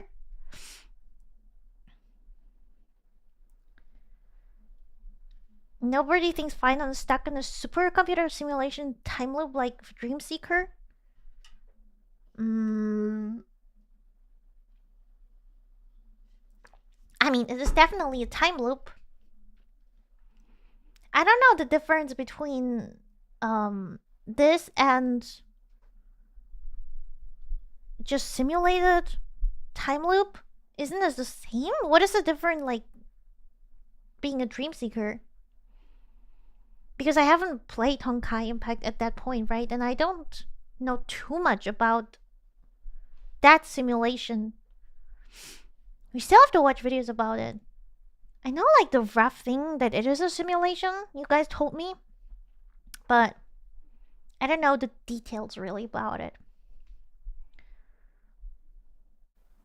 I've seen a lot of games where those shit corruption looking things are in the real world as well. But this is Hoyoverse. It looks similar to the Genshin cubes as well, right? Sky Beyond. Wait, have you played Genshin, Eurobell?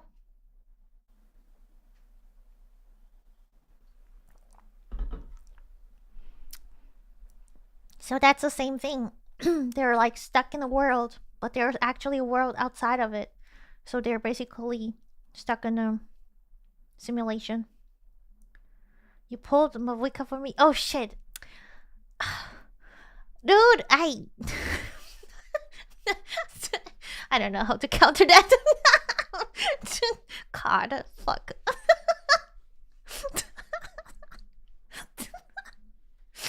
Oh gosh. Don't mention that. The Dream Seeker is trying to find the best outcome of a catastrophic world, which is simulated and reset after it ends badly.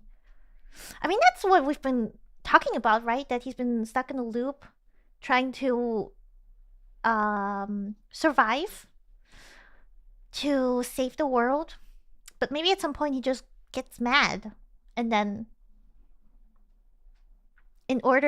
he's trying so hard to help the world, the people, that he just goes crazy and takes inhuman measurements or something. I don't know. Alright, let's check out this video. I hope it's different than the ones we've watched so far, because I don't know what these videos are about. Amphoreus, a nation governed by 3 different paths: the remembrance, the erudition, and an unknown path that I believe we already know. Because I've looked deeply into these trailers and I know a thing or two about Hoyo and how they write their stories. So I think it's time that I throw my harmony hat into the ring. Because I believe Amphoreus is a unique place that holds the secrets to something possibly beyond the universe itself. And as always, I have evidence for every claim. So in this video, I will be proving the theory that I like to call Amphoreus doesn't exist. And this will all make sense in the end. So let's get into this, shall we? Okay. So let's start from the very beginning of what we know this new story is called. They call it Paean of Era Nova. And as Nova Impact, there is no one more qualified to talk about this than myself. A nova in Latin is the birth of a new star. And in Chinese it translates to xinxing, or new star. And each star is a sun, and thereby a life giver. So as Nova Impact, my name means the influence of a new sun, which is giving new life. But Nova, why did you just tell me the meaning behind your username? Because it is all too relevant. Because the word Paean means a song of praise or triumph. So put together, this whole version title means the Song of Triumph for the New Life Giver's era. Now I want you to keep this all in mind as we go along because it gets crazier and this is just the beginning. In the Golden Epic trailer, it is told in a storybook type fashion, which makes sense because it is an epic, just like the Iliad or the Aeneid, which are about the ancient Greeks and Romans, you know, the Trojans and the gods of mythology and all that, which rings true with the parallels being the Titans that we keep hearing so much about. But here's where I start to raise an eyebrow. Because whenever Hoyo depicts this type of style, it is always to represent an old bygone era. They did it in Genshin with the ancient underground nation of Enkanomiya. They did it with Honkai Impact 3rd, quite literally calling it the previous era, where Kevin, aka our nameless king, shows up alongside another flame chaser. So Amphoreus is a shadow of a bygone era. But why are they so far behind then? Well, this is where things get spicy. It's because Amphoreus was destroyed a long time. The sound effects are killing me. Roy, you're overdoing it. Oh my god. It's interesting, but please. Too many sound effects. Oh god. Time ago. And why it exists now and even how we reach it ourselves can be explained as well. And no, I do not believe that Amphoreus was destroyed by any force of the destruction that we know about. But I also don't think that this heretical black tide was something like the Nihility. Because we know that if the Nihility ate Amphoreus, there would be no memories left for the Remembrance to collect. Because, you see, the Aeon of Remembrance, Fu Li's goal is to collect memories to recreate the universe after its destruction. So this confirms the true power of the Remembrance. But to do this, it requires memories, and a lot of them. So Fu Li employs the aid of the Memo Keepers to collect memories and store them in the Garden of Recollection, one of Fu Li's pocket dimensions, a place only accessible through Fu Li themselves. Sound familiar? It's almost as if Amphoreus is also only reachable through the Garden of Recollection. Oh, that's right! Black Swan confirms this herself. But Nova, how are you so sure that Amphoreus was destroyed? Well, have you heard anything positive about this nation? Because I haven't. They had titans that built the world, an unknown evil attacked and corrupted the world, the titans died and the humans made war with each other and everything grew more isolated and desolate. How was this world going to survive? It didn't. It died out, leaving nothing but the epic tales and memories of heroes behind. Something Fu Li and any Memo Keeper just can't resist. So what is our role in this grand scheme? How does the Trailblaze, the path of meddling in other people's affairs, play a part in this story? Well, we don't. We aren't an actor. We are the writer, because Amphoreus' story ended tragically and has no way of continuing. We see this through the deaths of literally all the flame chasers as depicted in the Nameless Faces video. They're literally all impaled into the ground. Never noticed this. Wait, what? Wait, this is huge. Even got Tribby. And this is Amphoreus. Wait, I never noticed this, that these were all the flame chasers. Maybe they can die? I don't know. He still looks alive here, kinda. They're literally all impaled into the ground. But something happens here. Something is bestowed upon our trailblazer. None other than a pen. The one thing mightier than the sword used to shatter the world and rewrite the history of Amphoreus, bringing about a new story, a new epic, a new song, an era of new life. So we are rewriting it, and we can bring Ellie back too? Oh no, the flame chasers die. Unexpected. Peon of Era Nova. You gotta love it when it all comes together. But we have more questions. What is this third path intertwined with this world? We know that the remembrance and the erudition are involved, so what is this third path? Well, I find it to be rather clear. There are only two options in my opinion. The first is what I want it to be, and the second is what it probably is. Because I want to say it is the Trailblaze because, come on, Nameless Faces, Nameless King, we literally turn into the Nameless King in this silky smooth transition. With the whole theme of treading a path into the unknown. Yeah, this is what I want it to be. But the thing is that apparently Akavili has never been to Amphoreus, so that all goes out the window, unfortunately. So the only conclusion I can come to is that the finality is involved. Because I've said this before, the finality in Hoyo games is the concept of a new beginning, most commonly appearing after the end. So it's ironic, but there is nothing truly final about the finality. And this would fit Amphoreus perfectly, because that is what we, along with Fu Li, are granting it.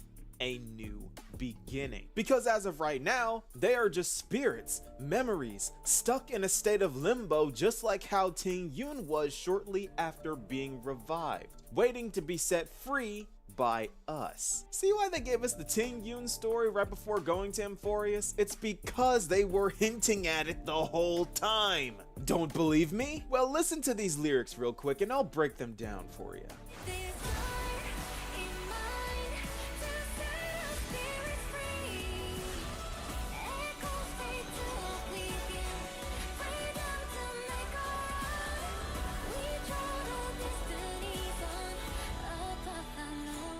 Desire in mind to set our spirits free from the samsara of repeating their failures. Echoes fade to oblivion, freedom to make our own.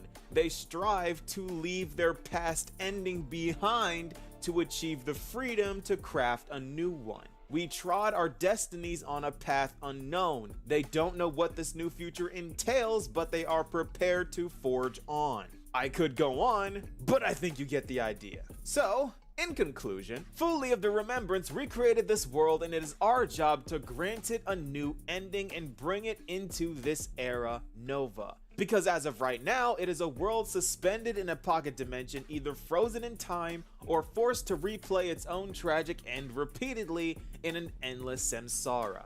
Kinda like what Nahida does. Oh, look at that! Another character with control over the collection of memories who writes a new story for herself after her own death. It's almost like they've done this all before.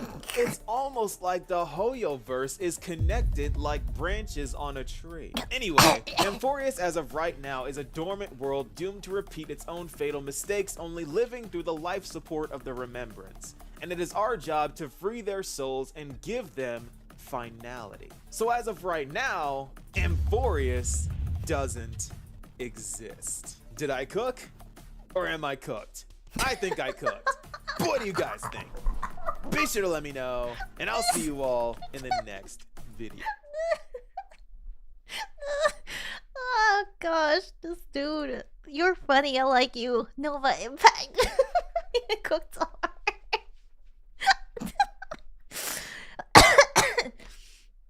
I do think that there's something about it that it is a simulated or whatever they call it in here, okay? We just call it a simulation. Because yeah, Fully wants to restore the world, and it totally makes sense to me to think about it that way, that they want to find a way to restore this simulation and then to put it on the real world, right?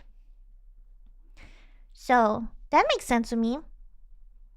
And also I liked it that he was talking about the song as well. But I've heard that the Chinese lyrics are different than the English ones. So I'm kind of curious if anybody mentions that.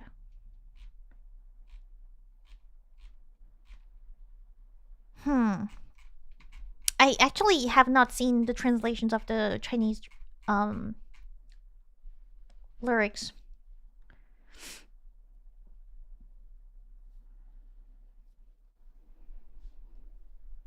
White Knight ended up being a Venturine story. Oh, I never thought about it before.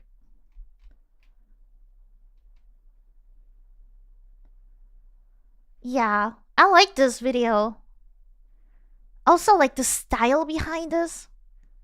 That it's a past story. The thing is, did Amphoreus exist at some point and it's just looping and a simulation based on that, or was it actually created based on our world? What the other video was saying, like, you know, we have the similar concepts of like gods and emanators and so on, and we just put it into this world. So did Amphoreus exist in the first place or not? That is my question right now. But yeah, interesting that they were talking about like the title. I did not think about it to look it up, what the meaning of it was. And then this whole scene gives it an entire different meaning. All the crisis heirs are like dying. They're literally all and impaled then into the ground. But something the Trailblazer something is stands up, bestowed upon our take its Trailblazer. pen, None other than a pen. and the then one thing the mightier whole than thing the breaks sword apart. used to shatter the world and rewrite the history of Amphoreus, And then bringing Ellie about comes a in. new So Ellie, but Ellie's like breaking it's like the dimension, like it's a fourth wall break, right? Because the Trailblazer doesn't, obviously, it freezes. Ellie comes in. And Mem was close by, so doesn't it really say that Mem is Elysia? And time stands still because she takes on her original form and grants the Trailblazer with this power or something, you know?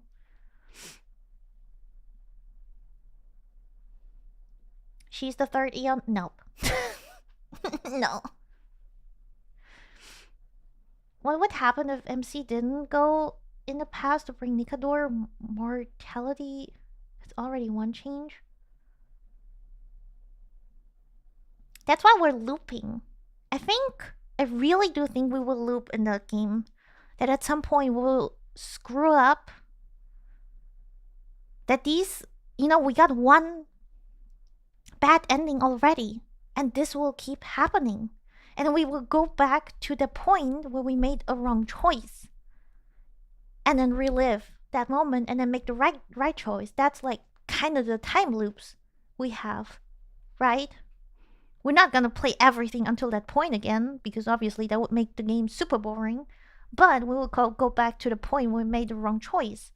And then we will see credits over and over and over again, even in the next few patches.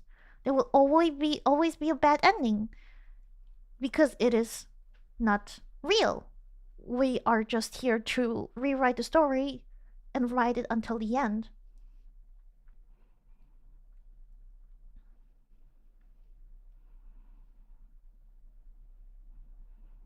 Elijah is the first Hesha, and finally is the one that destroys the wood and starts anew. I mean, there's only one more Ian. That would be two.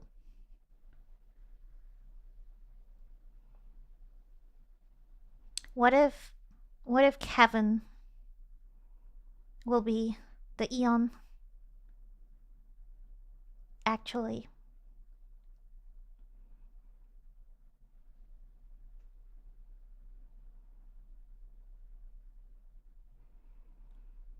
Dang Heng solves the puzzle from Oryx and prevent Finan from dying. True. Very true. Very true. In the fake ending, it does say that us embedding Amphoreus has a lasting impact on the universe. That adds up, right? Because if we cannot find out how to save Amphoreus until the end, Remembrance will not know, and then there will be no new universe, you know?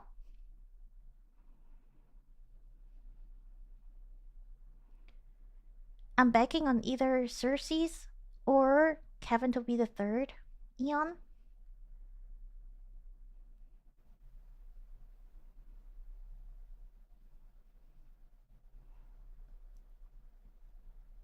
Where did Black Swan go in the fake in? It said she was just gone.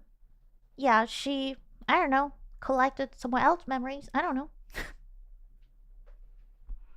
She disappeared, definitely.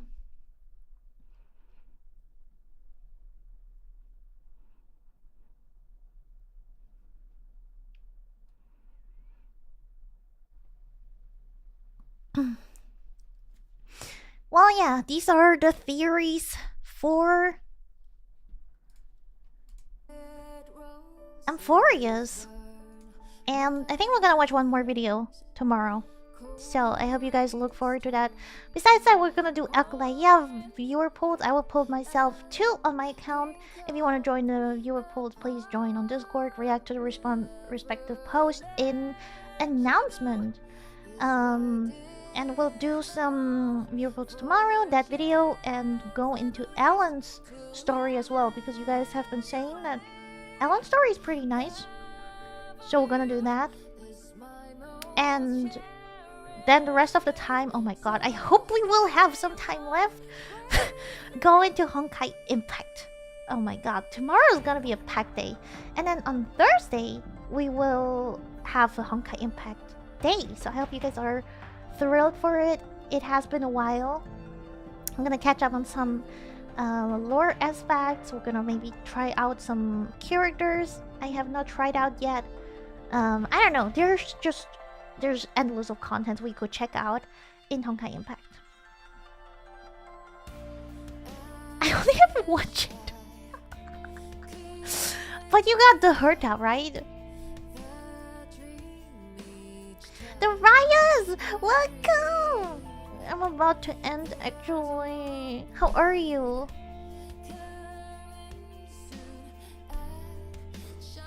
It's okay. How are you? I hope you're well.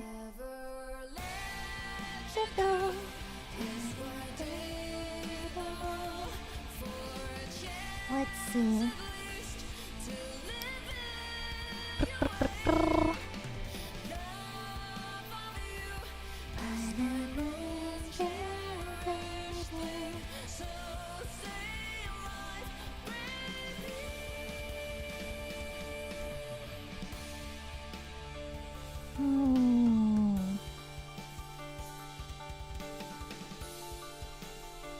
Genshin Lantern right. I still have to play it.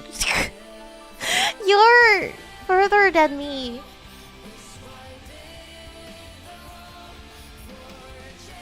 Yeah, I agree. Trailblazer creates new possibilities. That's why we're there. No, you're cute. No, you. You just came in here to get you're cute. Do we rate somebody completely new? First time ZZZ. I don't know this person. So we just check them out. KD bun? I was just looking through Twitch and they popped up. So let's just go say hi.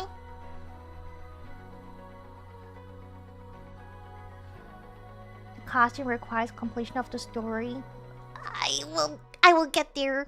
Don't worry. I have until the end of the week. I'm not worried. Probably. I don't know. Oh boy. We'll see. But thanks everybody for hanging out. I hope you guys had fun and these theories align with your theories a little bit, or maybe you have new theories now because of it. It was really fun. And I can't wait for the next patch of Amphoreus. We will definitely play it immediately. I don't think I could wait. So we just have to wait 3 more weeks, right? Man, this sucks. I don't like waiting. Really. I wish I could play everything in one altogether. But yeah, that's why we have other games like ZZZ and Genshin Impact, so we can focus on other great stories in the meantime. Yep, who likes cliffhangers? Alright, take care everybody. I'll see you tomorrow. Have a good night. Get some good rest, and remember, you're cute. And this is the last you will hear. You're cute!